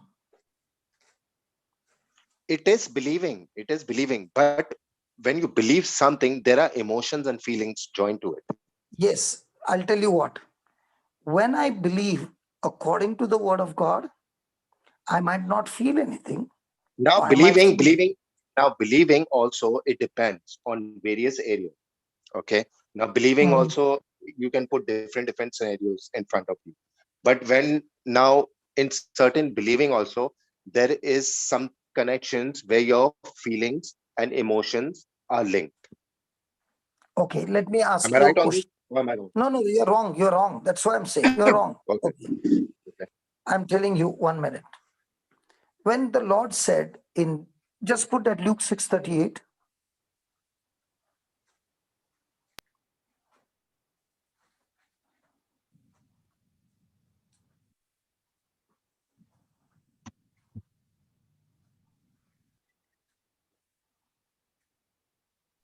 Yes, Papa. Just give me King James, okay? Yeah, okay, 1 minute. Click that first and then do it. Yeah. Yes, Papa. Yeah. Please read that. Ryan, read that. Yes, brother. Uh,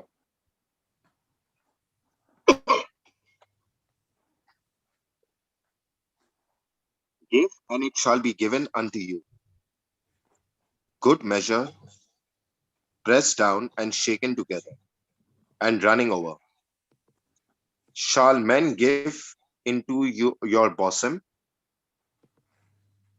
For with the same measure they ye met, withal it shall be measured to you again. Okay. According to this word, when you give, it multiplies or it is the same.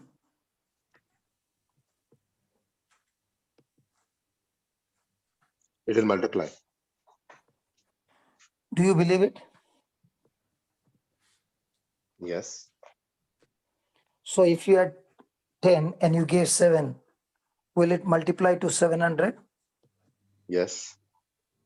So your believing is based on feeling or instruction followed? Instructions followed. Very right. But then again, I said there's certain, there's a Hold certain area where belief and faith is connected to feelings. on. Now, if you really believe, then will you be a giver?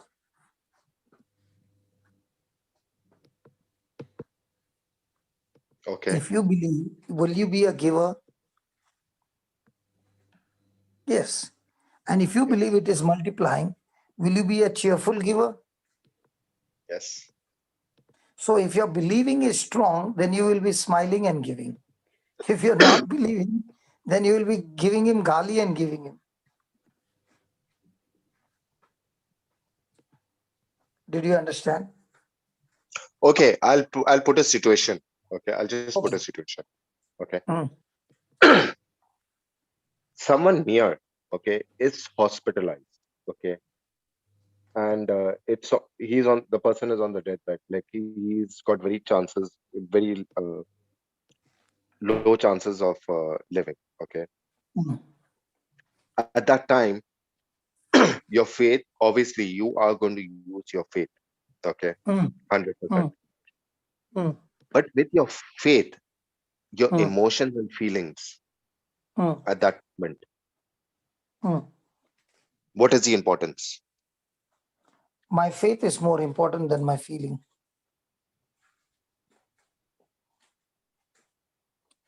When I believe, now for example, I said no. This scripture, when I believe, will I become cheerful or will I begin to grumble? Your emotions and feelings at that time will be all connected towards, it's all No. I'm spiritually asking connected you towards this. God No, at that time. Listen, Re Baba. This scripture, what you read just now, which is on the screen, will this scripture make me cheerful or depressed? Cheerful. So Will in the multiply. same way, when I'm going and laying hands on him, I'm cheerful because I believe that faith is able to overcome and give me victory. So my feeling comes because I believe in what the scripture says. My feeling doesn't move me into faith. The scripture moves me into faith.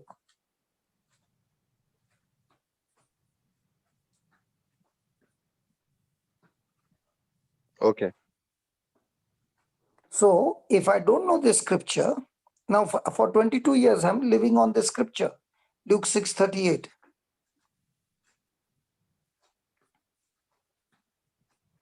And resources have only multiplied, never become less.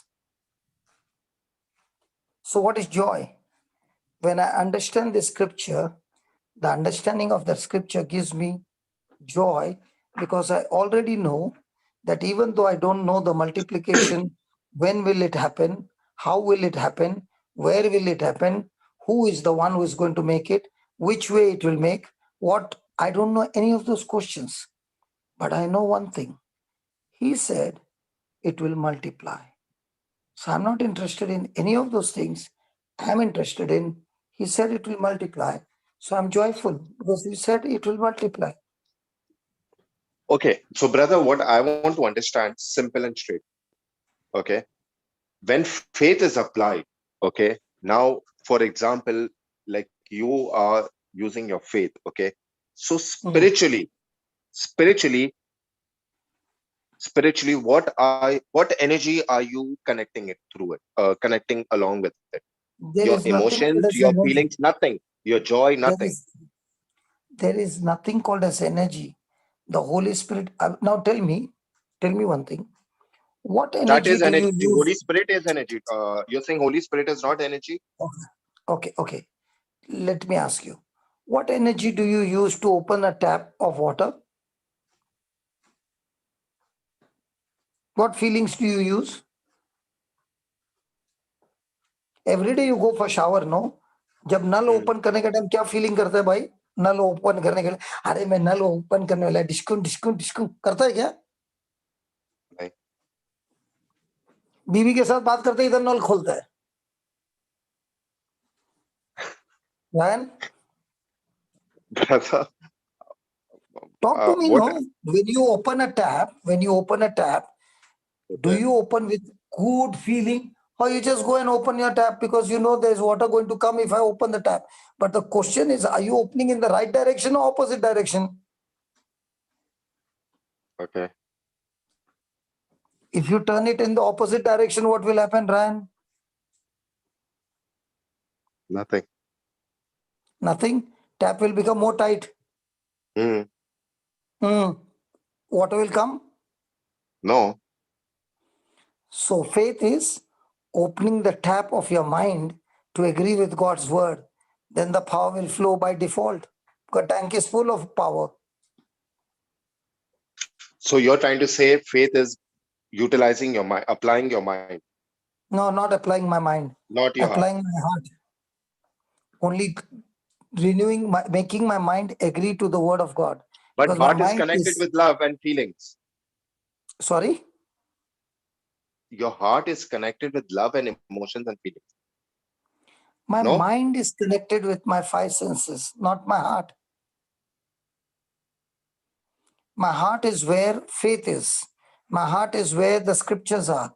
My heart is Okay, where just God, a worldly this. How do you fall in love with someone? Through your mind or through your heart?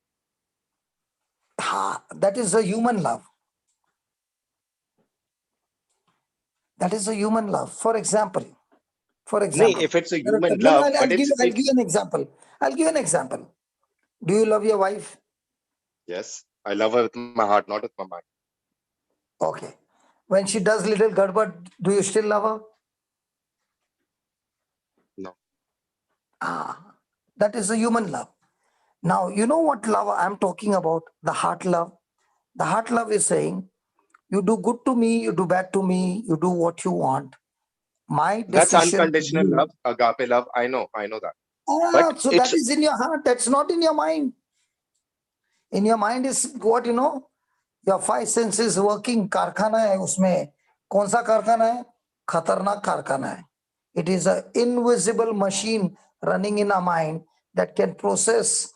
Either it can process the agape love out of you, or it can process the worst poison out of you. Now, please understand. If you listen quietly, I'll teach you. Listen yes, brother, carefully. I'm listening. Listen carefully. In your building, you might be staying on the 5th floor or 6th floor, whatever. And on the terrace is the tank. In that tank, there is water, a full tank. And from the tank, the connection has come to your house. And there the tap is. The pipe is concealed. You can't see it. It's below the tiles, behind the tiles. And then you open the tap. You open the tap, remember, anti-clockwise. If you open it anti-clockwise, then the water will come out. The water will come out from where? It's connected from the tank. That opening of your mind, of that tap that you open, is where you change your thinking to what she did and what she's saying to what God did. So when a person is thinking according to the word of God and telling his mind to think according to the word of God and makes a decision, that's when agape love is flowing out of that person. The same person, the same situation, instead of thinking what the word of God is saying, the same person is now thinking what she did to me, and you're annoyed and you lost your joy, you lost your peace, you lost your faith. Now out of the same mouth comes poison. So the mind is the one who decides what has to be opened. So if the mind is stayed on God's word, it is stayed on God's word in spite of all the negative emotions running in his mind. He's still saying, no, but I will still do what God's word says. Khalas. Okay, brother. So the soul, our soul is connected through the mind or the heart? The soul has connection with the heart as well as the body, but the heart has no connection with the body directly. It has to go through the soul.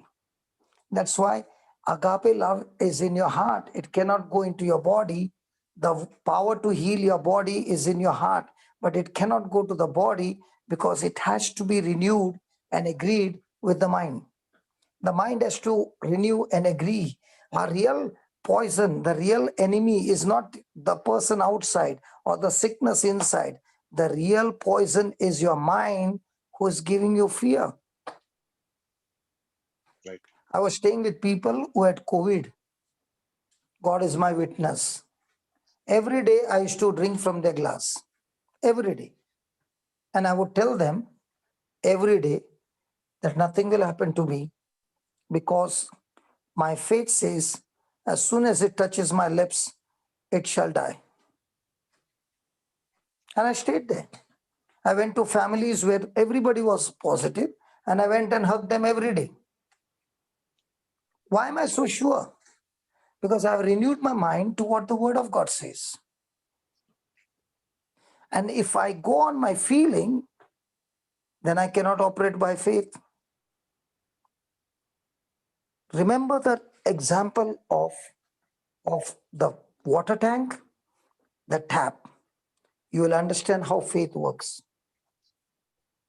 The water in the tank is God's promise given to you. So basically, your is it that you're trying to say that your feelings and emotions can weaken your faith also? They are the most biggest enemy of mine. Okay. People who live by their feelings make wrong choices. People who make their choices by the word of God, they are always winners. Hello? Yes, People bro. who make their decision by choice, by the word of God, is always a winner. God has given us emotions, but he never told emotions to govern our life. He wants the word of God to govern our life. People who allow emotions to govern their life will always make, if the situation is wrong, they'll make wrong choices.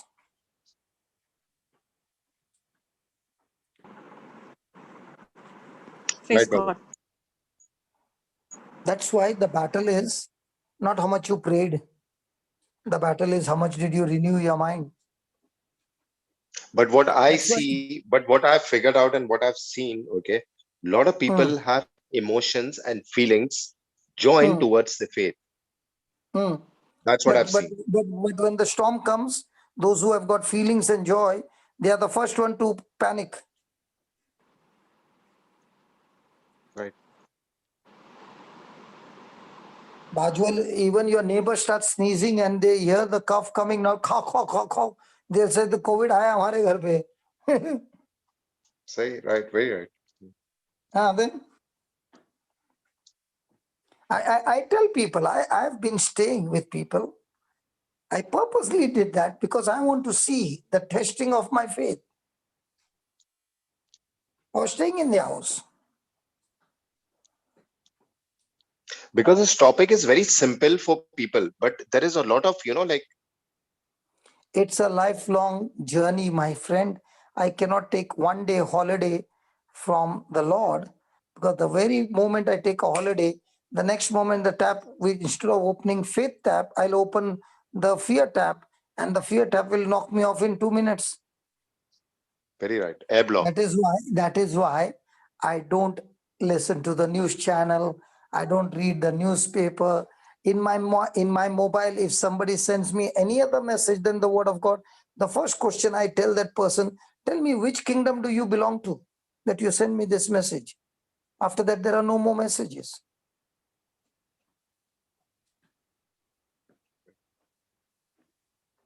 The Bible says, stay away from all these things. Then only you can build your faith. When people talk to me and they talk to me about their problems, I say, listen, I'm not interested in the problem. I'm interested in the killing of that problem.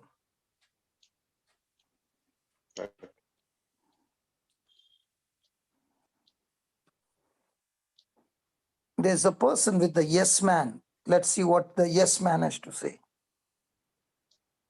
Yes, amen. Yes, amen. Okay, I saw amen. Yes, amen. Okay. Yes, amen. Sorry, I also gave unmute. Sorry, Sister Cassandra, you can give. No, I didn't touch it. I think it must be Shankala. Okay. Just somebody give. Okay, I'm giving.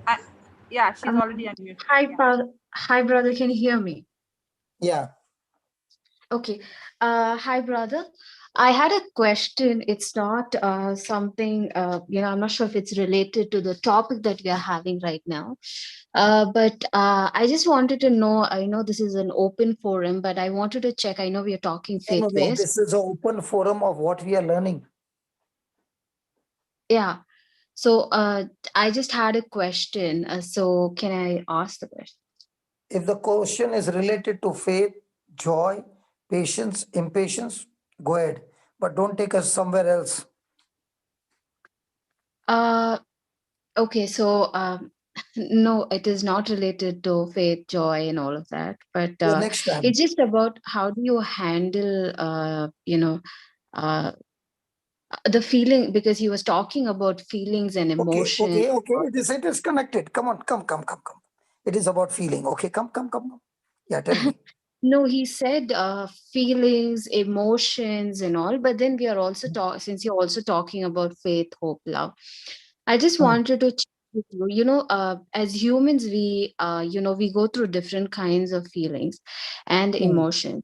So, during this time, for example, you're hurt by someone or something wrong is happening. There are times, even though you're praying and you're spending time in the Word, and you tend to shake, you tend to get lost, and that time you go through this feeling of the void and the emptiness. So when that phase comes, how do you deal with it, and how do you apply faith to that to combat it? Sister, the moment you get hurt inside and you allow the hurt to come in, always remember, whoever does what they want to do, the last ball is your ball. Remember this.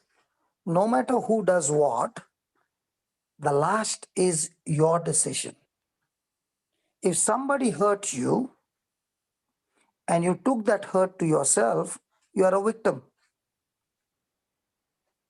But when somebody hurt you and you followed the word and the Lord said, cast your burden unto me, for I care for you. So you said, Lord, this burden I give to you, this hurt, you take it, Lord. And now I'm hurt free and I'm going to rejoice because your word says, rejoice in the Lord always. And again, I say rejoice. So our lives are not governed by our emotions, but our choices to stay on the word of God.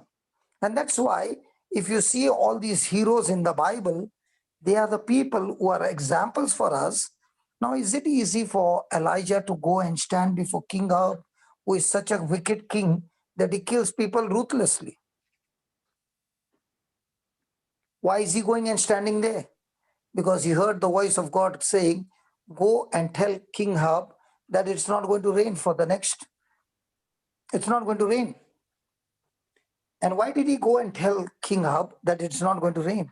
Because King Ahab was leading people of Israel to the false gods. Now, what do you think would be the emotions of Elijah in front of the king? Are you there, sister? Yes, I'm here. Now, is his life governed by feelings or is his life governed by confidence in the word of God?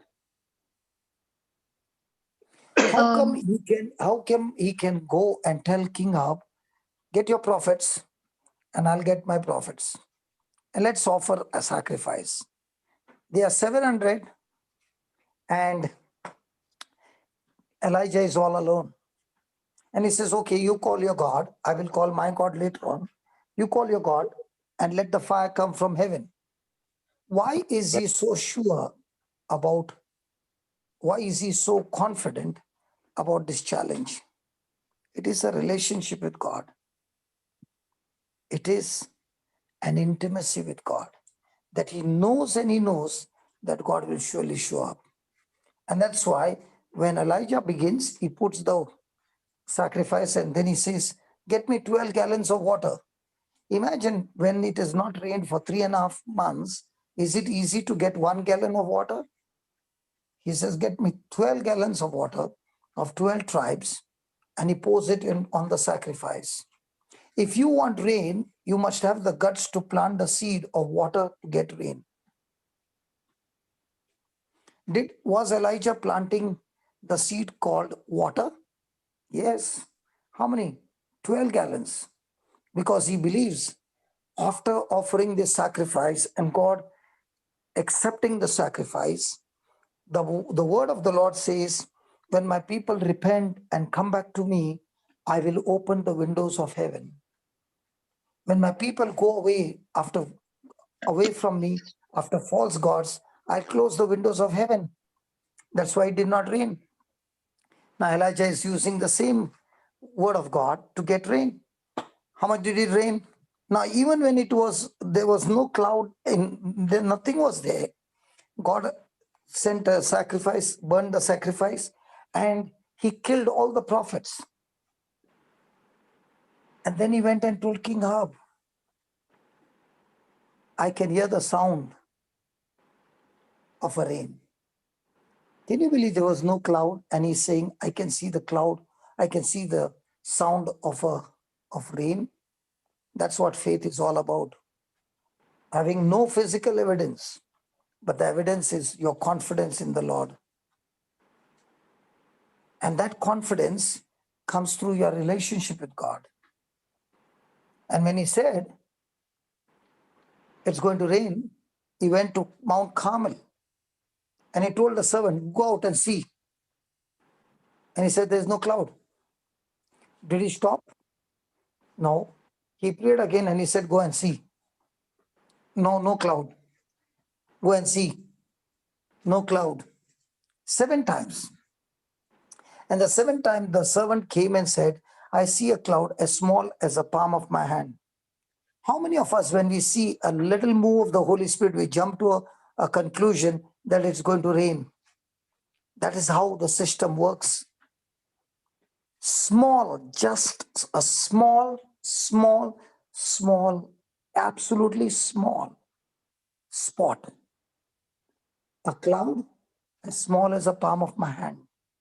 And the next moment, Elijah says, go and tell King Ahab, it's going to rain so much that get your chariots in, because their chariots will be jammed. And by the time he finished his sentence, faith word got the clouds and it began to rain after 3.5 years. Now, was it on feelings? Never. It's on believing. Check out any supernatural miracle and check it out. Is it feeling or is it believing? Are you there? Yes, I'm listening. I am here. So when you go on the YouTube, now when you go on the YouTube, you'll see sometimes people are born deaf. What do you think should be my feeling?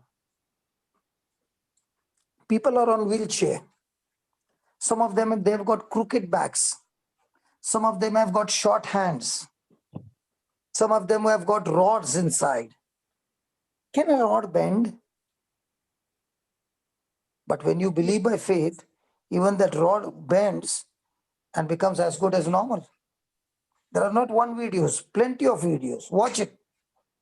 So when I am brought before the situation like this, I'm not relying on my intelligence. I'm not relying on my eyes. I'm not relying on my ears. I'm relying on that promise of God that gives me confidence that God said it. Lord, I agree with you and I go with you. That's the time the job is done. So is it feeling?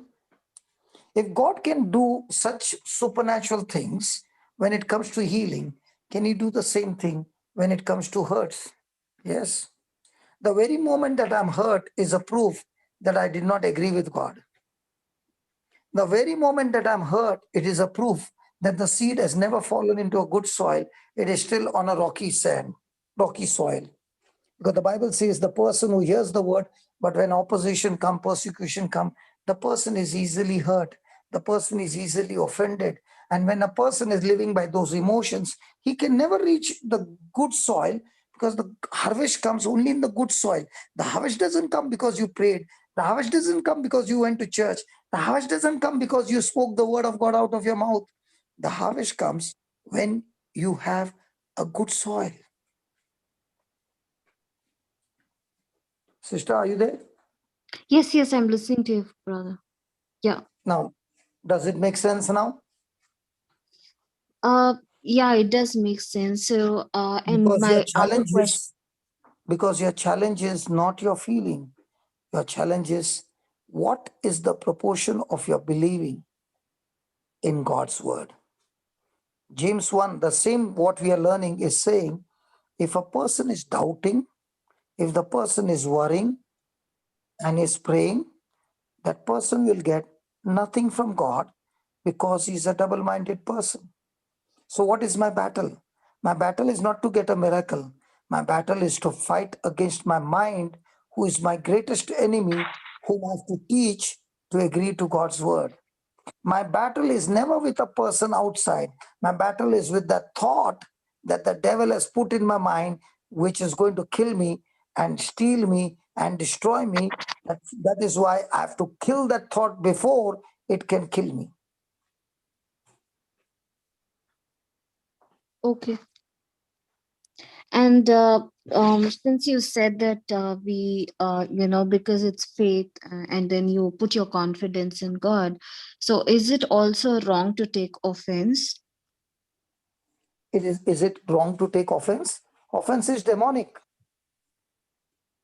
It's demonized. Can I show you? Hello, can I show you? Yes, brother. Okay, James Yes, chapter brother. 3, verse 13. James chapter 3. 13 onwards. Shantala will put, please read it. The scripture I played so many times. This is my favorite scripture. Yeah, read. James chapter 3. Taming the 13. tongue. Not many of you should become teachers. No. Listen. Read here on the screen. Okay, 1 second. Screen. Okay. Is that the one? Who is a wise man and endued with knowledge among you? Let him show out of a good conversation his works with meekness of wisdom.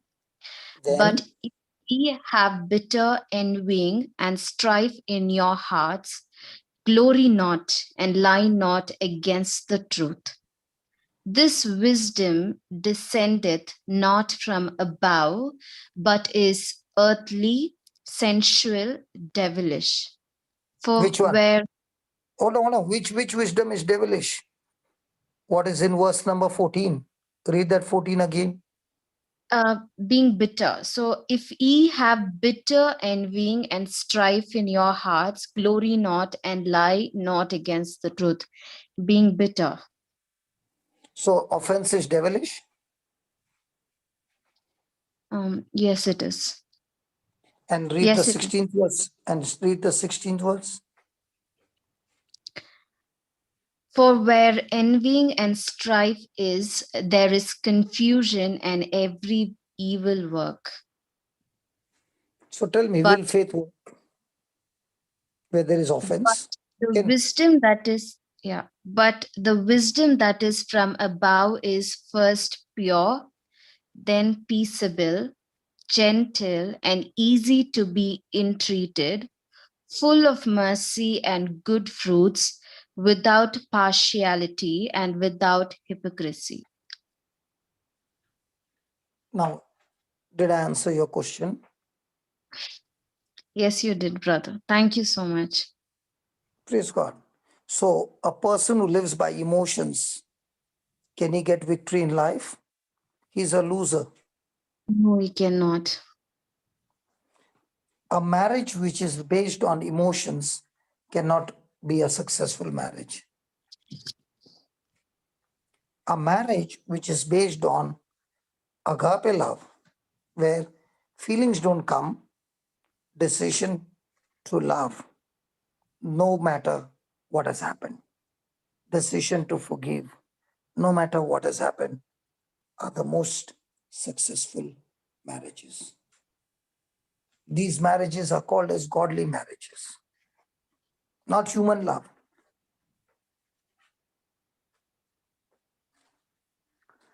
So our challenge as a Christian is, how quickly can I grow and develop this agape love, okay, using the scriptures?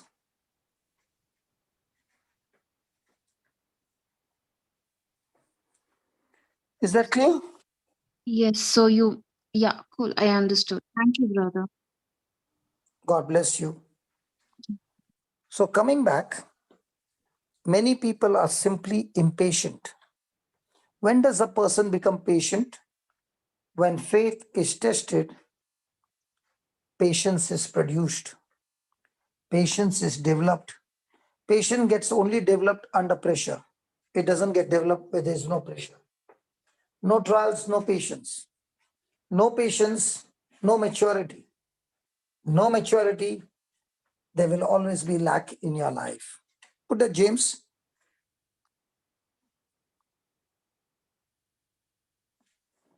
Shantala, put that, James, KGV.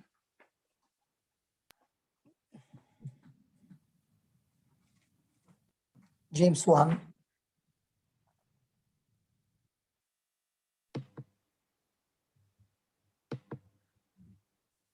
Yeah. 1, 2, Papa. Yeah, verse number 3. Knowing this, okay. Read it. Knowing this, that the trying of your faith worketh patience. Then, but let patience have her perfect work, that you may be perfect and entire, wanting nothing. Don't you like that last word, wanting nothing? Means everything is in abundance. Who is the person who Amen. experiences that? The one who is growing in patience. So every time you're lacking something in your life is the time when you went into impatience. Praise God. So when the test came, you went into impatience, you allowed your emotions to get triggered, and the emotions will take you on the opposite side. That's why it is called as emotion. Means what? Thoughts applied to your mind that is giving you a motion that is taking you away from God, away from His word, is an emotion. And that Brother, please emotion repeat that one, produces brother. feelings. Brother, that Sorry? emotion, repeat that slowly. Emotion. Okay, you didn't know? Okay, I'll give you. Thoughts that put pressure on my mind, making me to move in a certain direction, is an emotion. Emotion produces feelings, and these feelings produce decisions, and these decisions produces actions, and these actions produces habits, and these habits produces character, and character decides my final destination.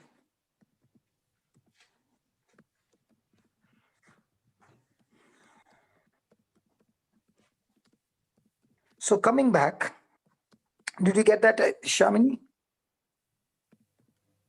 Yeah, brother. Okay. So was Elijah powerful? Yes. But what made him really powerful? His endurance, his patience. In Christian life, a person is matured, is gauged not by how much he knows the Bible, not how much he knows the healings and miracles and all. In the kingdom of God, a matured Christian is a person that in the day of storm of life, how much is his patience? Under pressure, what is his patience? And that's what you see about Elijah. He has grown tremendous in his patience, persistence, determination, unwillingness to quit. Why do I say that? That is what we find. He giving instruction to his servant to look for the cloud 7 times. And every time the servant came back, he started praying again and again and again. And that's what the word of God says in James 5:17. James 5:17.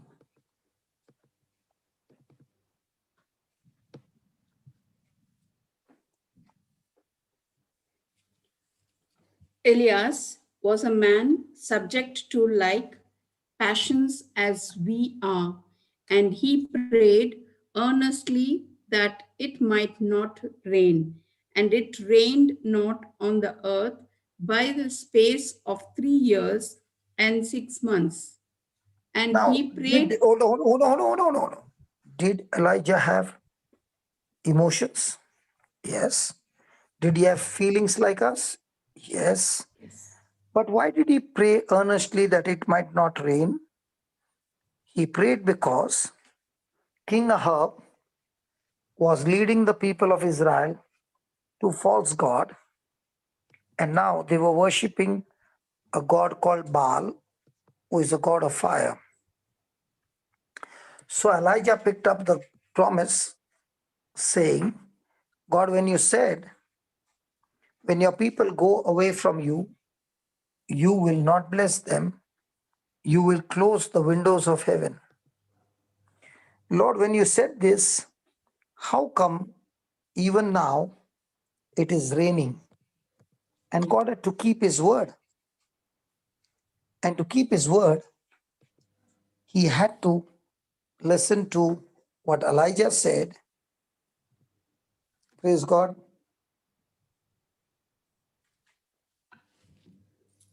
And it did not rain. But when it started, when the people repented and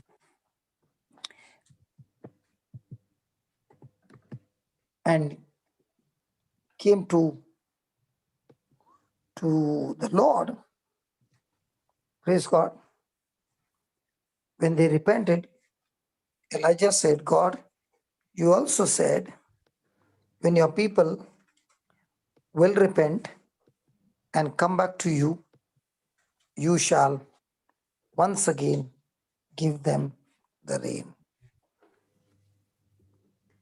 Praise God.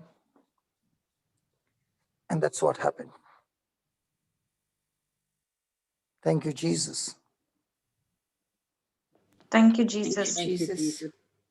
Thank you, Thank you, Jesus. Jesus. Praise God. It is in 1 Kings chapter 8:35. 1 Kings 8:35.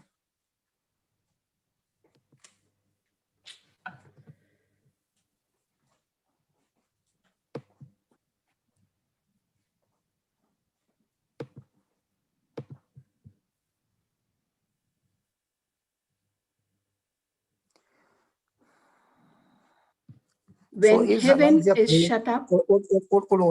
So is Elijah praying on emotions or on the promise of God? On the promise of On God. the promise of God. So read it. When heaven is shut up and there is no rain because they have sinned against thee, if they pray toward this place and confess thy name and turn from their sin when thou afflictest them. Then hear thou in heaven and forgive the sin of thy servants and of thy people Israel, that thou teach them the good way wherein they should walk, and give rain upon thy land, which thou hast given to thy people for an inheritance. So what was Elijah praying? Why it should not rain? Because they had gone away from God and they were sinning. So when the prophets were killed and the people of Israel repented, once again Elijah began to pray, saying, God, you said when we repent and come back to you, you will forgive and open the windows of heaven. Praise God. Praise God. Now, when he was praying 6 times, did he see anything? No. Did he give up? No. No. And that is the application, the principle, that when I have the promise of God and I believe in that promise of God, no matter what happens, I shall not quit.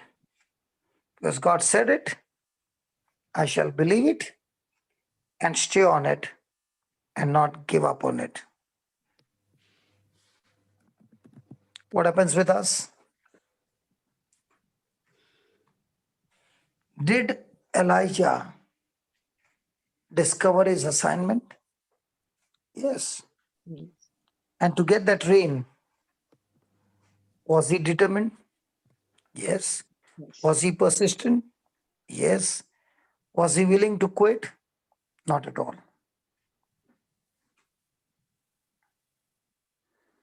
Third one. Many succumb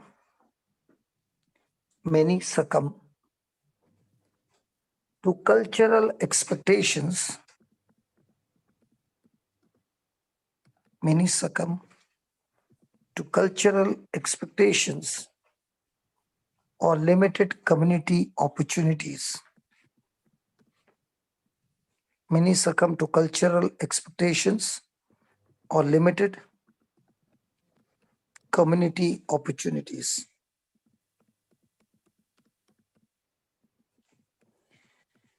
Praise God.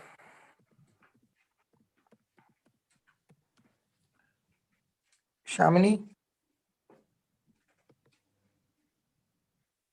Yeah, brother. Yes, brother. You are from Chennai or down south? Chennai. Okay. You are from Tamil Nadu, right? Correct, Tamil Nadu. So a person from Chennai is a Tamilian, and let's say Jocelyn is also Tamilian in Tuticorin. Yeah. Correct? Correct. So both of you are from Tamil Nadu, but the culture in Chennai and the culture in Tuticorin is the same? No, not same. Can you give me some example? Brother, I'll close myself, okay, because I'm going. Okay, you go. Okay. Jocelyn, are you there? Yes, yeah, Papa. I'm there.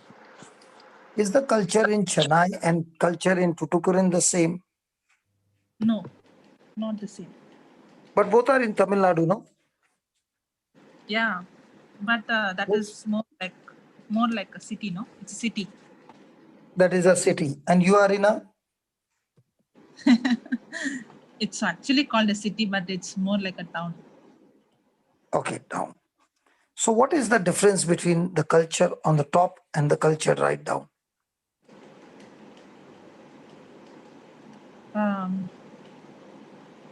They have more exposure than us. They have more freedom than us. Okay, what about the woman in your town? Can she go out and do the work like they work in the city? They do work, but there's a big difference how we mingle here with the other staff. And if I am going and shaking hand with a woman in Chennai, anybody look at me? No. But even if I not shaken my hand, if I take my hand close to your hand, will everybody look at me? Yes. They will see why is this man behaving like this? Yeah, for a man to shake hand with a woman in your place, is something very, very unusual. Yeah. Yes. And they will begin to even talk about it.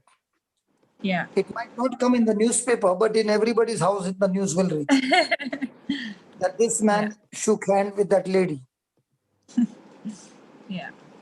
You know why I'm saying this? Because I experienced this Because in your you place. experienced it. Yeah. Praise God. So now, Yes. when the culture is like this, will the person be able to do his assignment, or the culture will stop him from moving into the word of God? The culture will stop. But yeah, you have to make a choice whether it's you're going to go by the culture or by the word. Okay, let's take an example. Moses was a Hebrew, raised up in the palace, called the son of Pharaoh. Yeah. Now, because he was adopted by the daughter of Pharaoh, praise God, Moses got, by default, Moses got a big position, and therefore he was general in the Egyptian army.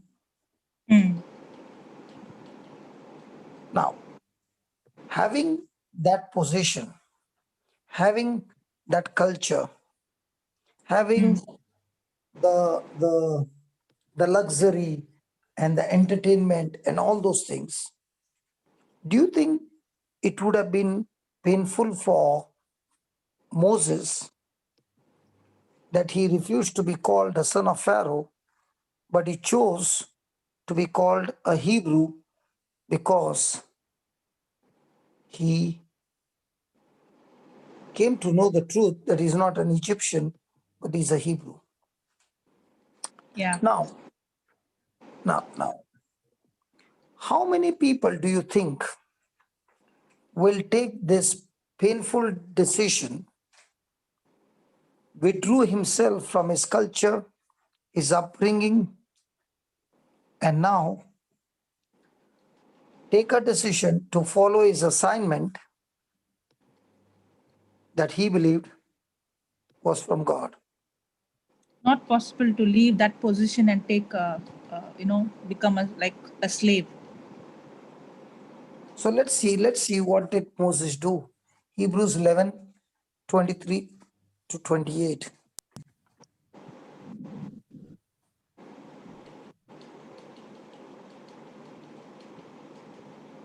By Hebrews 11.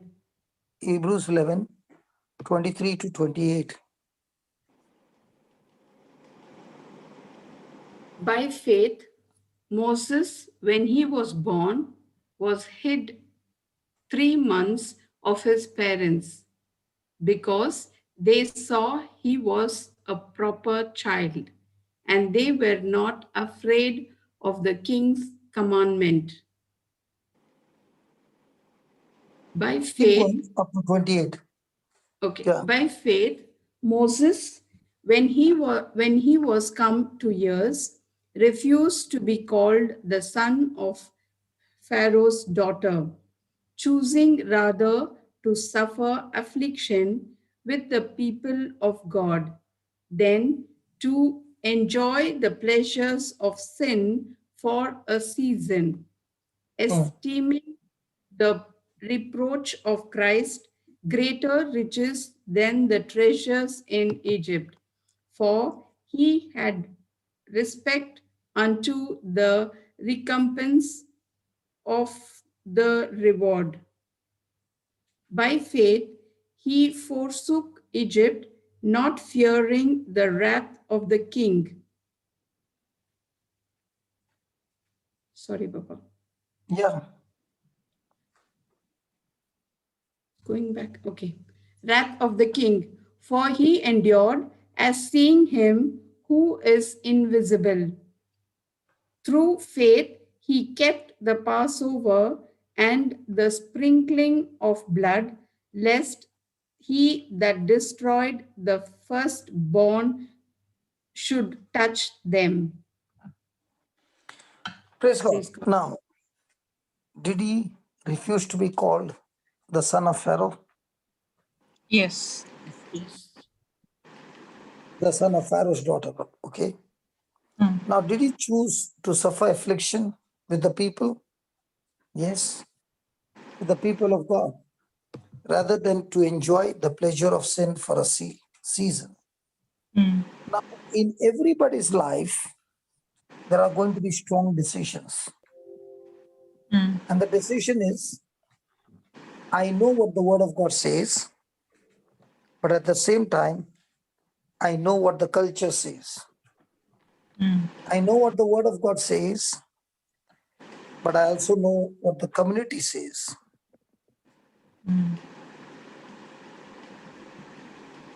Yeah. And the people who allow the culture to take over and say no to the word of God live a life of a victim. Can you say that, Papa, again? When the person says yes to culture and no to the word of God, that person will live like a victim. Yes. Champions create their own opportunities. When I know what the word of God says, I have to make a decision. Might be everybody will say, we have got nothing to do with you. No problem. But I will still go with the word of God. Such people become champions. Those who are not willing to go with the word of God live all their life along with the others in bondage. That is why to live the word of God is going to cost you a lot. But the end result is going to be amazingly beautiful.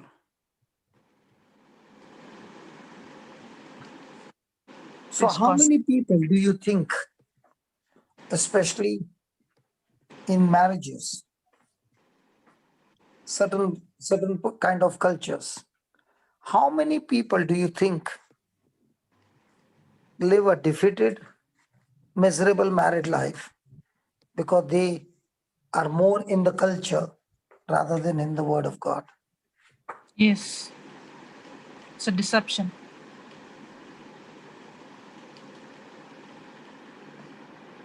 When you are in the word of God, you are using the word of God to have a relationship with God, not the word of God to get blessings from God.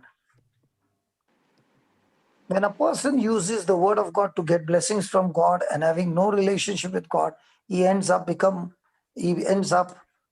operating in a religious spirit.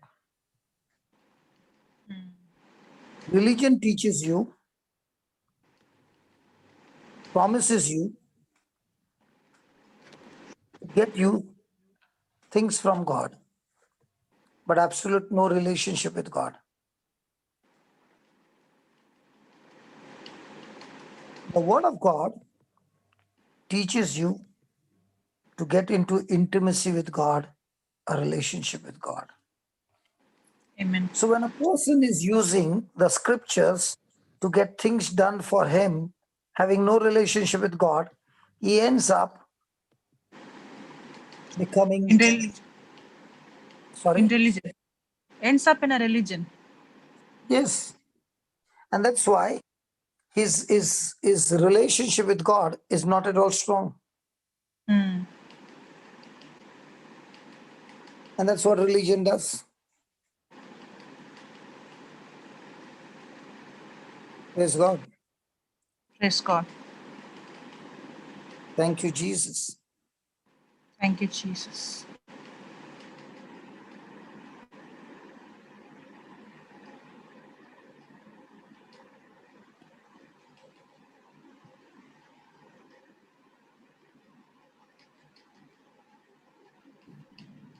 Can you write down in capital letters, please? Please. All religions are designed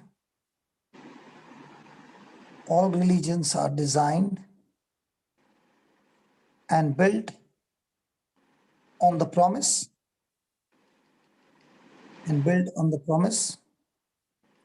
of meeting needs.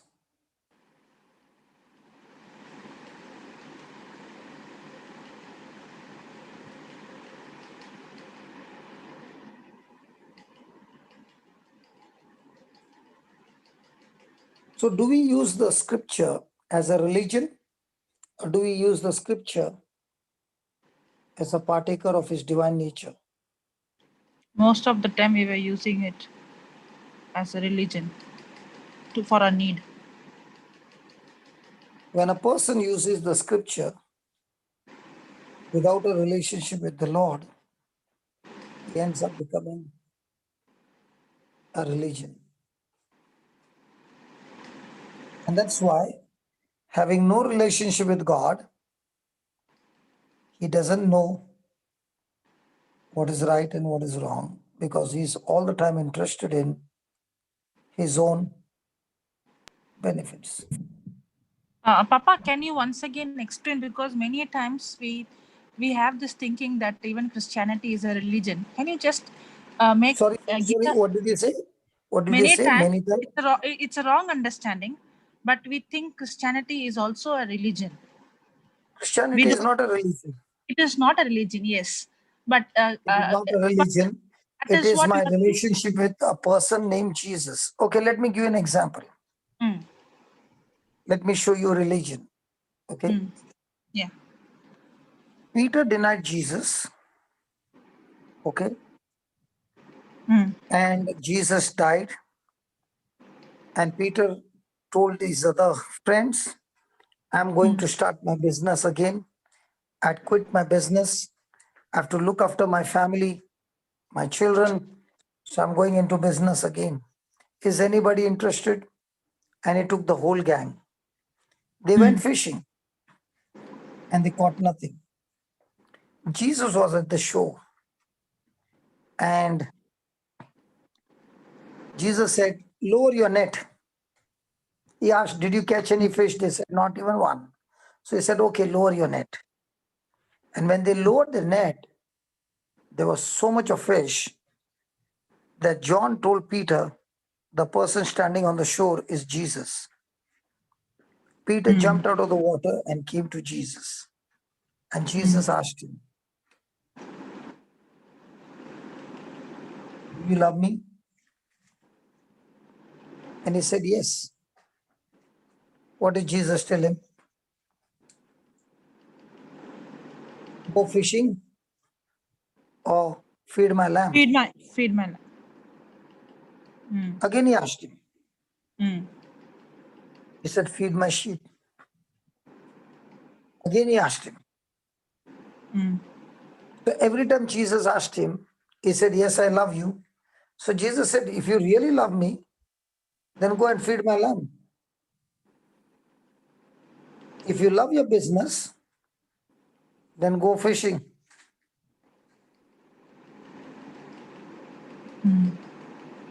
So what was Peter's response? Verbal, I love you? Or after that he went for fishing? He never went for fishing. No. Now, was his relationship with Jesus or to get money from Jesus? Relationship with Jesus. And that is Christianity. To be Christ-like, to serve others Christ-like is Christianity. I don't use Jesus to get something for me. Even though I started that way, we all start that way. But as we get closer and closer to Jesus and becomes intimate with Jesus, now I'm no longer interested in my needs. I'm interested in the one who is able to meet my needs. There's such a thin line between the two. Yeah, yes. It's such a thin line that I won't even know I passed on to the other side. It is a thin line, but it is extremely the opposite. Dangerous.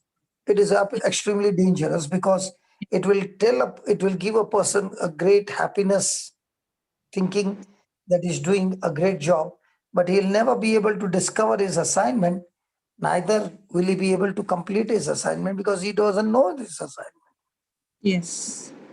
Now, did Jesus tell Peter his assignment? Yes. Yes. Did Peter discover it? Yes. Yes. Did he know few days from now he would be preaching the first sermon of his life and 3,000 souls will be converted? No. Fourth point. Thousands are unwilling. Thousands are unwilling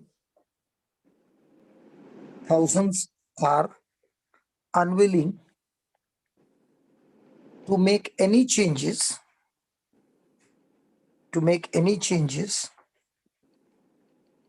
or leave their place of comfort,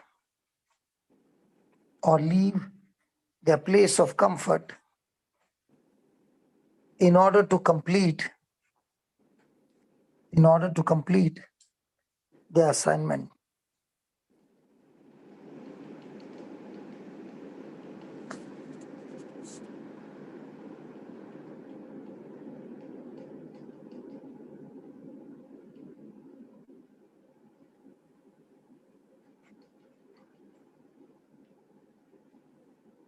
What do you think about this? Anybody in the house? Thousands are unwilling to make any changes or leave their place of comfort in order to complete the assignment. Anybody in the house? Yes, brother, here. What do you think about that, Cassandra? It's true, brother. Even when we're, we are ministering, like Helen will take the time to go out. She will make the effort to meet whoever it is, wherever it is.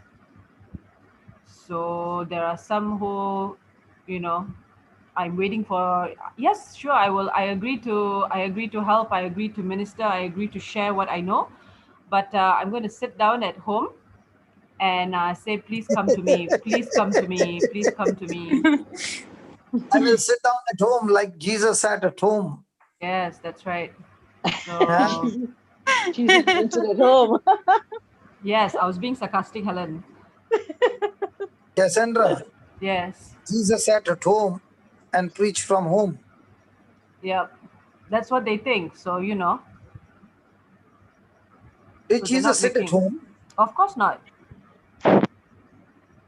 So that's why I'm saying, that's why, Helen is making the effort, the time to go out, no matter where. You can find her as far as, I don't know, 15, 20 kilometers away from her own home, and at hours where there's so heavy traffic, before this lockdown, and coming back very late and taking the most reasonable public transport to come back. Whereas there are some of us who won't do that. We're sitting at home waiting for the phone to ring or waiting for someone to come to us, or, What do you think about Amal and that Nana, 70 plus? Awesome. Took a car and they went 285 kilometers something, one way, preached and came back, and the boy is out of cancer. Praise God. Thank you, Jesus.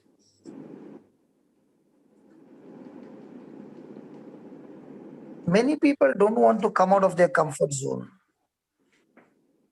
And their prayer is, God, use me. And they are rocking on the rocking chair. And God says, okay, get up. Go 10 kilometers. Get behind me, Satan, in the name of Jesus.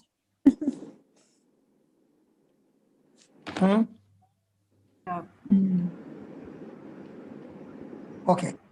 Let's study. Okay. Papa, Lavi has lifted up her hand for some time now. Okay. Lavi. After a long time, Lavi has come. She's been there, Papa. Today she's raised her hand. Sister, we've given you unmute. Praise God, everyone. Praise God. Brother, I just wanted to share what, you were talking about, to be staying faithfully and also not through emotional. Where I want to give my sharing is through faith and believing in His word, staying focused on His promises, which is my victory. Today, even though I've lost my job, I'm not looking at what I've lost, but I'm looking at what God has done for me in abundance. There is nothing is missing, nothing is broken in my life till today, till this moment, and never. Because I'm believing His word, saying, I will do everything. You just have to believe. Promises, Jeremiah 29:11, Philippians 4:19, and also Exodus 33:14. These promises are every time in my heart, and I'm believing. And even my tithes, even though it was a big chunk of payment, what was coming every fortnight, it stopped. But that didn't stop my trust in the Lord to even my tithes. Nothing has stopped. My bills, my payments, everything is going as how it was going when I was working. And it is much better even now. Without even my salary. Praise God. That's something which I enjoy. And, there was a 24-hour fasting what we were doing. And the amount of things what was coming against me, I was standing there and I told, Lord, I know you are there in every trouble of mine. I'm not focusing on it, but I look at your love inside of me. And by me confessing it, within this 24 hours, I have no idea from where the problems were coming. It was just one after the other. But I just stood on this promise. I told, the Spirit of the Lord is upon me. My Jesus Himself has anointed me. Fill me with His love and set me free completely. Not 99.9, but 100%. And today I can stand. I'm staying here, brother. It is just because of your teaching and the amount of love what you show to us. It is not conditionally. It is unconditionally what you have given us. And this is what I wanted to share. And it is amazing when I went on His promises, when I was called to a church to preach the gospel yesterday. There was 2 healings yesterday. And even though I was not able to go, but my daughter who told me, Mama, just message Dada that just ask him if you can go, because I know, Mama, you want to do all these things for God. Just ask him. So I messaged my husband, can I go? And which I humbled myself. And he said, okay. And I was so joyful. Immediately I dressed up, I went. And when I started preaching the gospel, there was 2 healings taken place. I was thinking, thank you, Lord, for giving me this opportunity.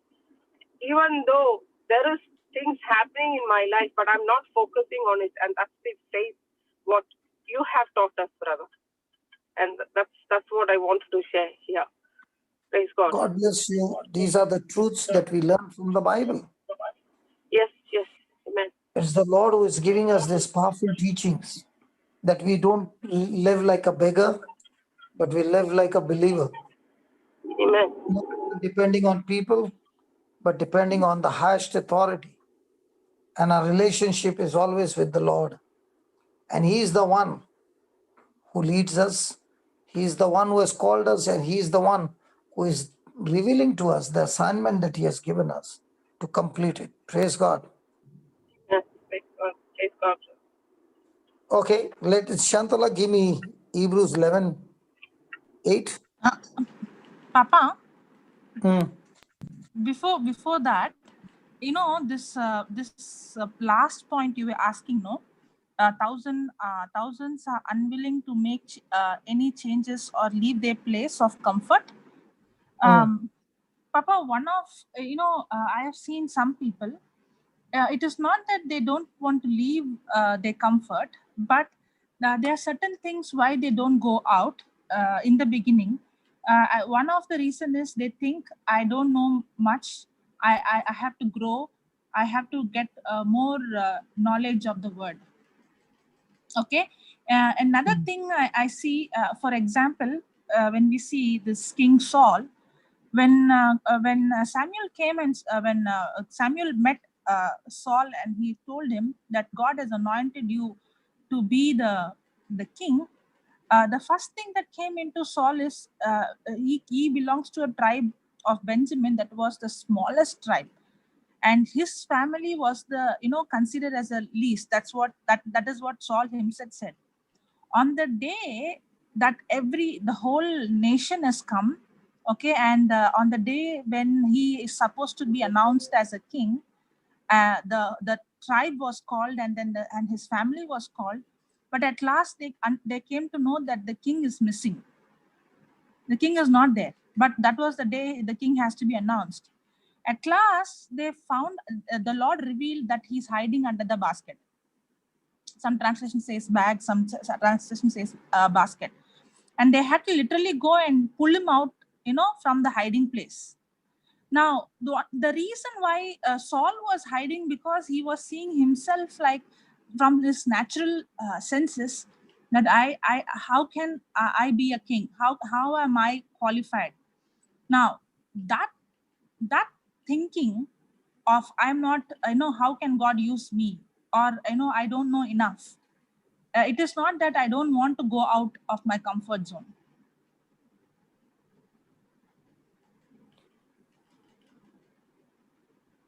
Yeah, the person's confidence is on himself, means he is looking at himself.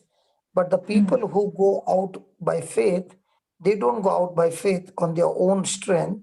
They go believing that God is with them, and they go with God's strength.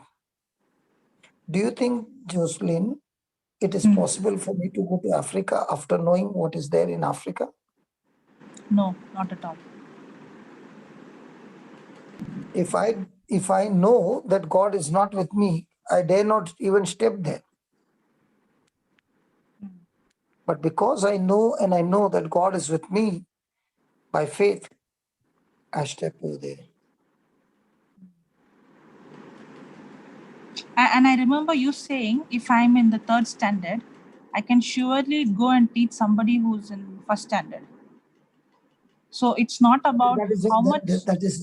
That is what I learned in my early days, when God said to me, the Holy Spirit said to me, you don't need to be a university professor to teach a student of KG or first standard. So I said, what do you mean? Whatever you have learned, that you can teach somebody who has not learned anything. Exactly. So when I began to teach that, that's why I always thank God for my first Bible classes which I had. These people regularly came because they knew nothing.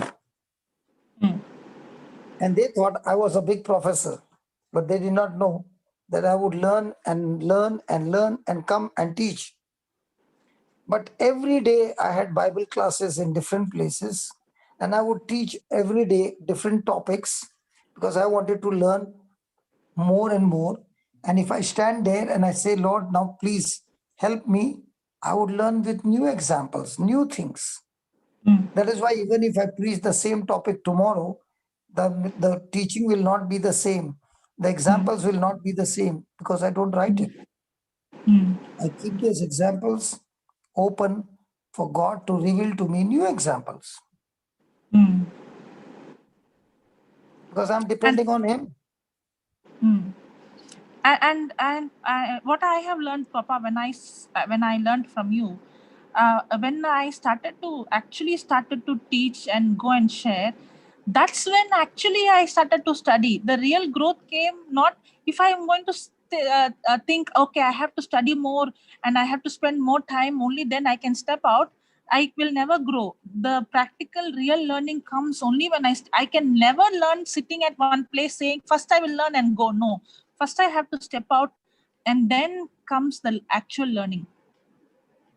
People who don't teach others can never grow in the kingdom of heaven. Because in the kingdom of heaven, it's all about giving. And what you give will multiply. Whatever you give, whatever you give will multiply. So when a person steps out and he knows little, and that little he is just going to help somebody so that somebody's problem gets sorted out. His interest is, I want to sort out this person's problem. That's all. When that is the attitude of a person, the person is growing every day. Okay, Shantala, read that.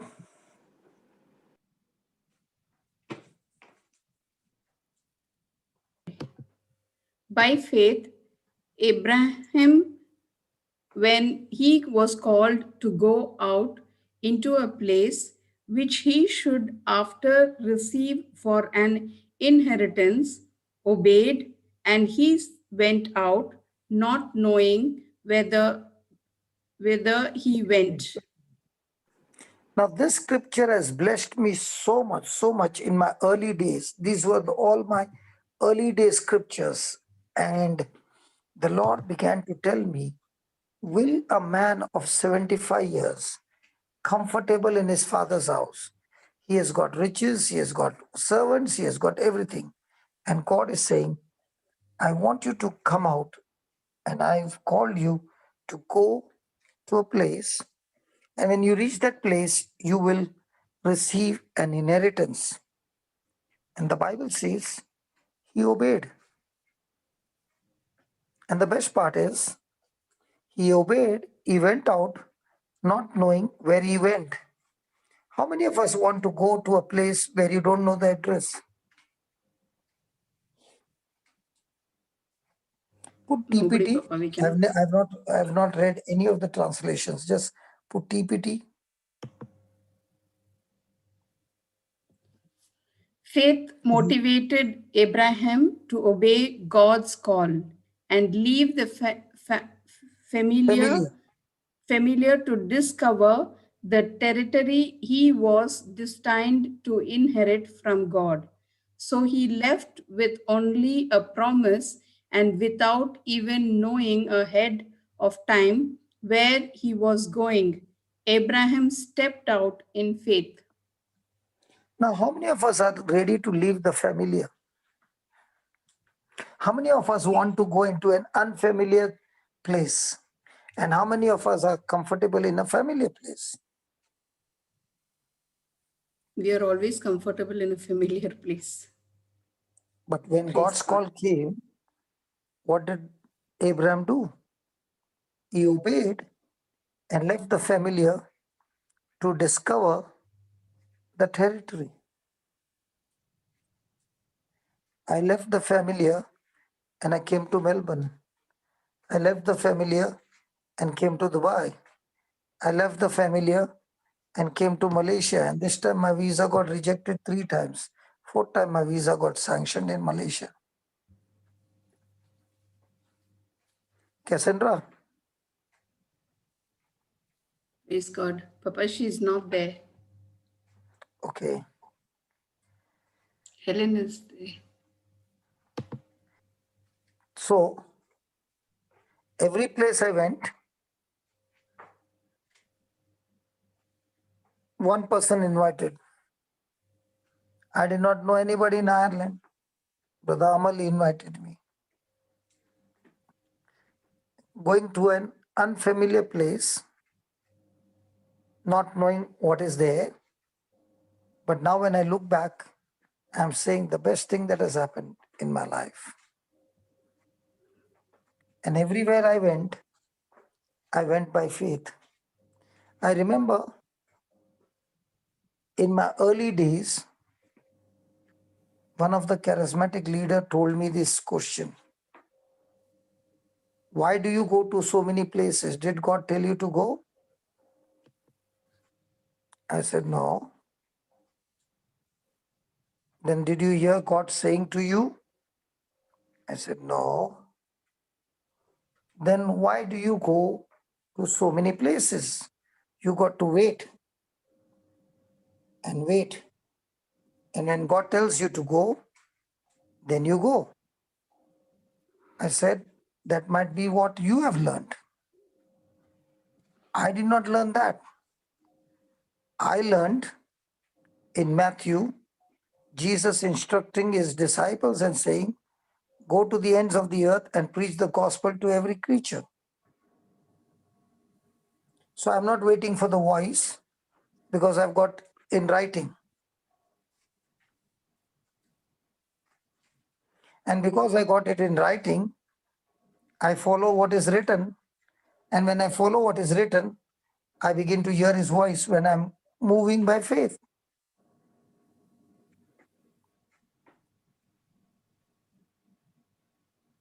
And I kept going.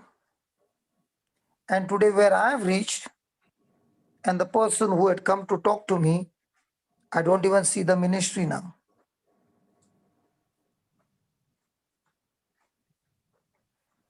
Faith is when you're willing to step out of your familiar to what God said. And that is why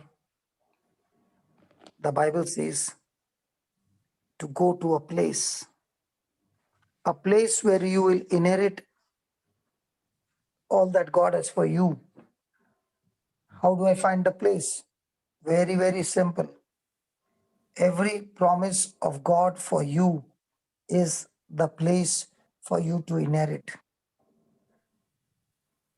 And the only way you can inherit in the kingdom of heaven is by faith and not by the law.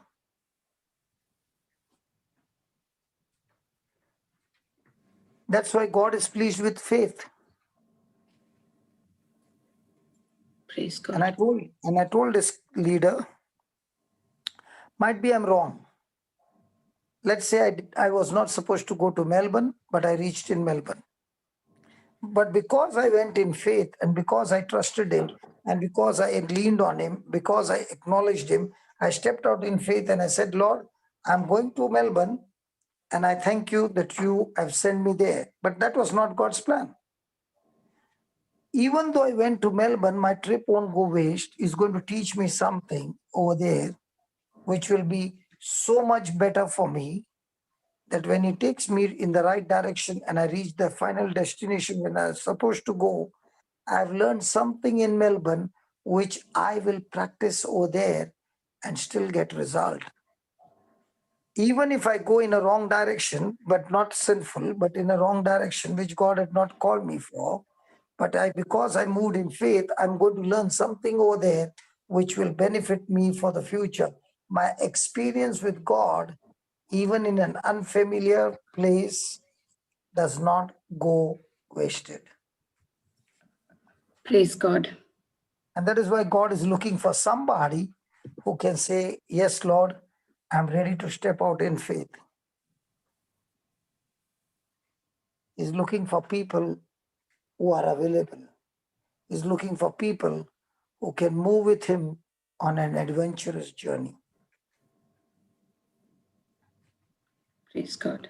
Looking now, somebody will say, brother, I can't move. Doesn't matter. You got the phone. With the phone, you can move globally, any part of the world.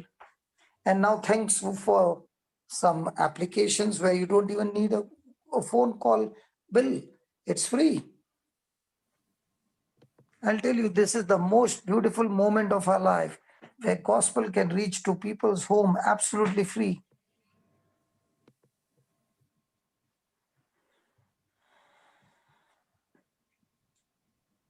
Praise God. Thank you, Jesus. So thank you, Jesus. Thank you, Jesus. Hallelujah, Jesus. Hallelujah. Thank you, Hallelujah, Jesus. Jesus. Praise God. So we'll Thank you, stop Jesus. here and we'll continue tomorrow. Praise God. Yes, Praise Papa. God. Is that okay? Yes, Yes, Papa. So remember, by faith, there is a place. And our job is to discover this space. And the one who uses faith will surely discover the place. And when you discover the place that God has called you for, you will receive an inheritance. You don't work for an inheritance, you receive an inheritance. Please read that 8th verse again and again and again and ask Holy Spirit to give you deep revelations on that Hebrews 11:8. But that will help you to discover your assignment, your destination for your life. Amen. Amen. Amen. Praise God. Praise God. Thank you, Jesus.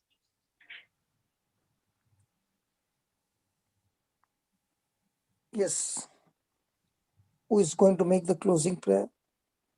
Sister Jocelyn. Praise God. Jocelyn, you can make the closing prayer, Baba. Oh, okay. Lavi can make a closing prayer. Get Lavi. She came Praise and God. shared. Yes, Jocelyn she's a is preaching co-host, all Papa. the She time. can Thank you, unmute. brother. Thank you. Because Jocelyn is getting chance all the time. Go ahead. Heavenly Father, we thank you and we praise you, Lord. Thank you, Jesus. Thank you, Holy Spirit. Being with us all the time. Even though we fall, you are lifting us up. Thank you, Jesus, for all this word that we are receiving and planting in our hearts, which is the good soil. Help us to be always be on the good soil. And not alone receiving, let us give it. Let us have the heart to give so that we receive more in abundance. Not alone the word what we are receiving, everything, Lord Jesus. It is amazing, Lord, when we know that your love is inside of us. And when we show the love, the gratitude, the forgiveness, which is the most important thing in our life. And Lord, the way you are lifting us up amazingly.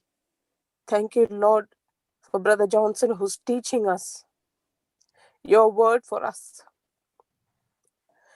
It is only through your word we are able to stay stronger.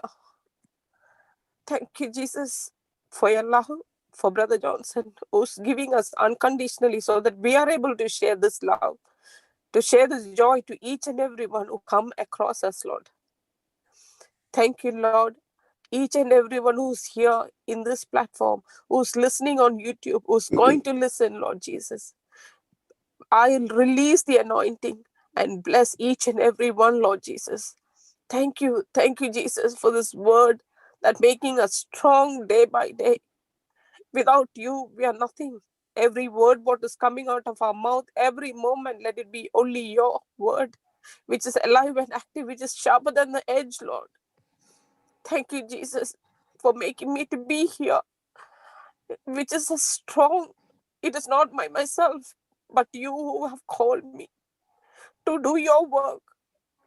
Even in this brokenness, you're able to make me so strong, loving everyone who comes against me.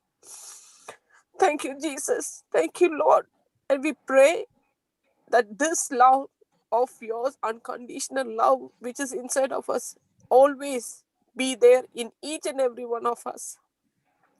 Let anything, any storm come, but with your faith, with the faith that you have put in our heart, is always there in our heart.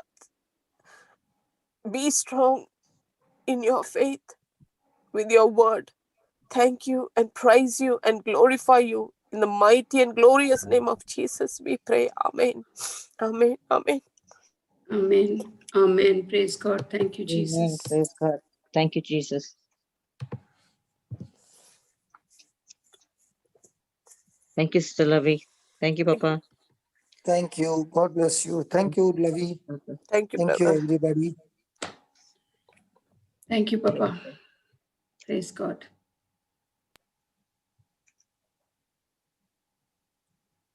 Praise God, everybody. The chat will be open for another 20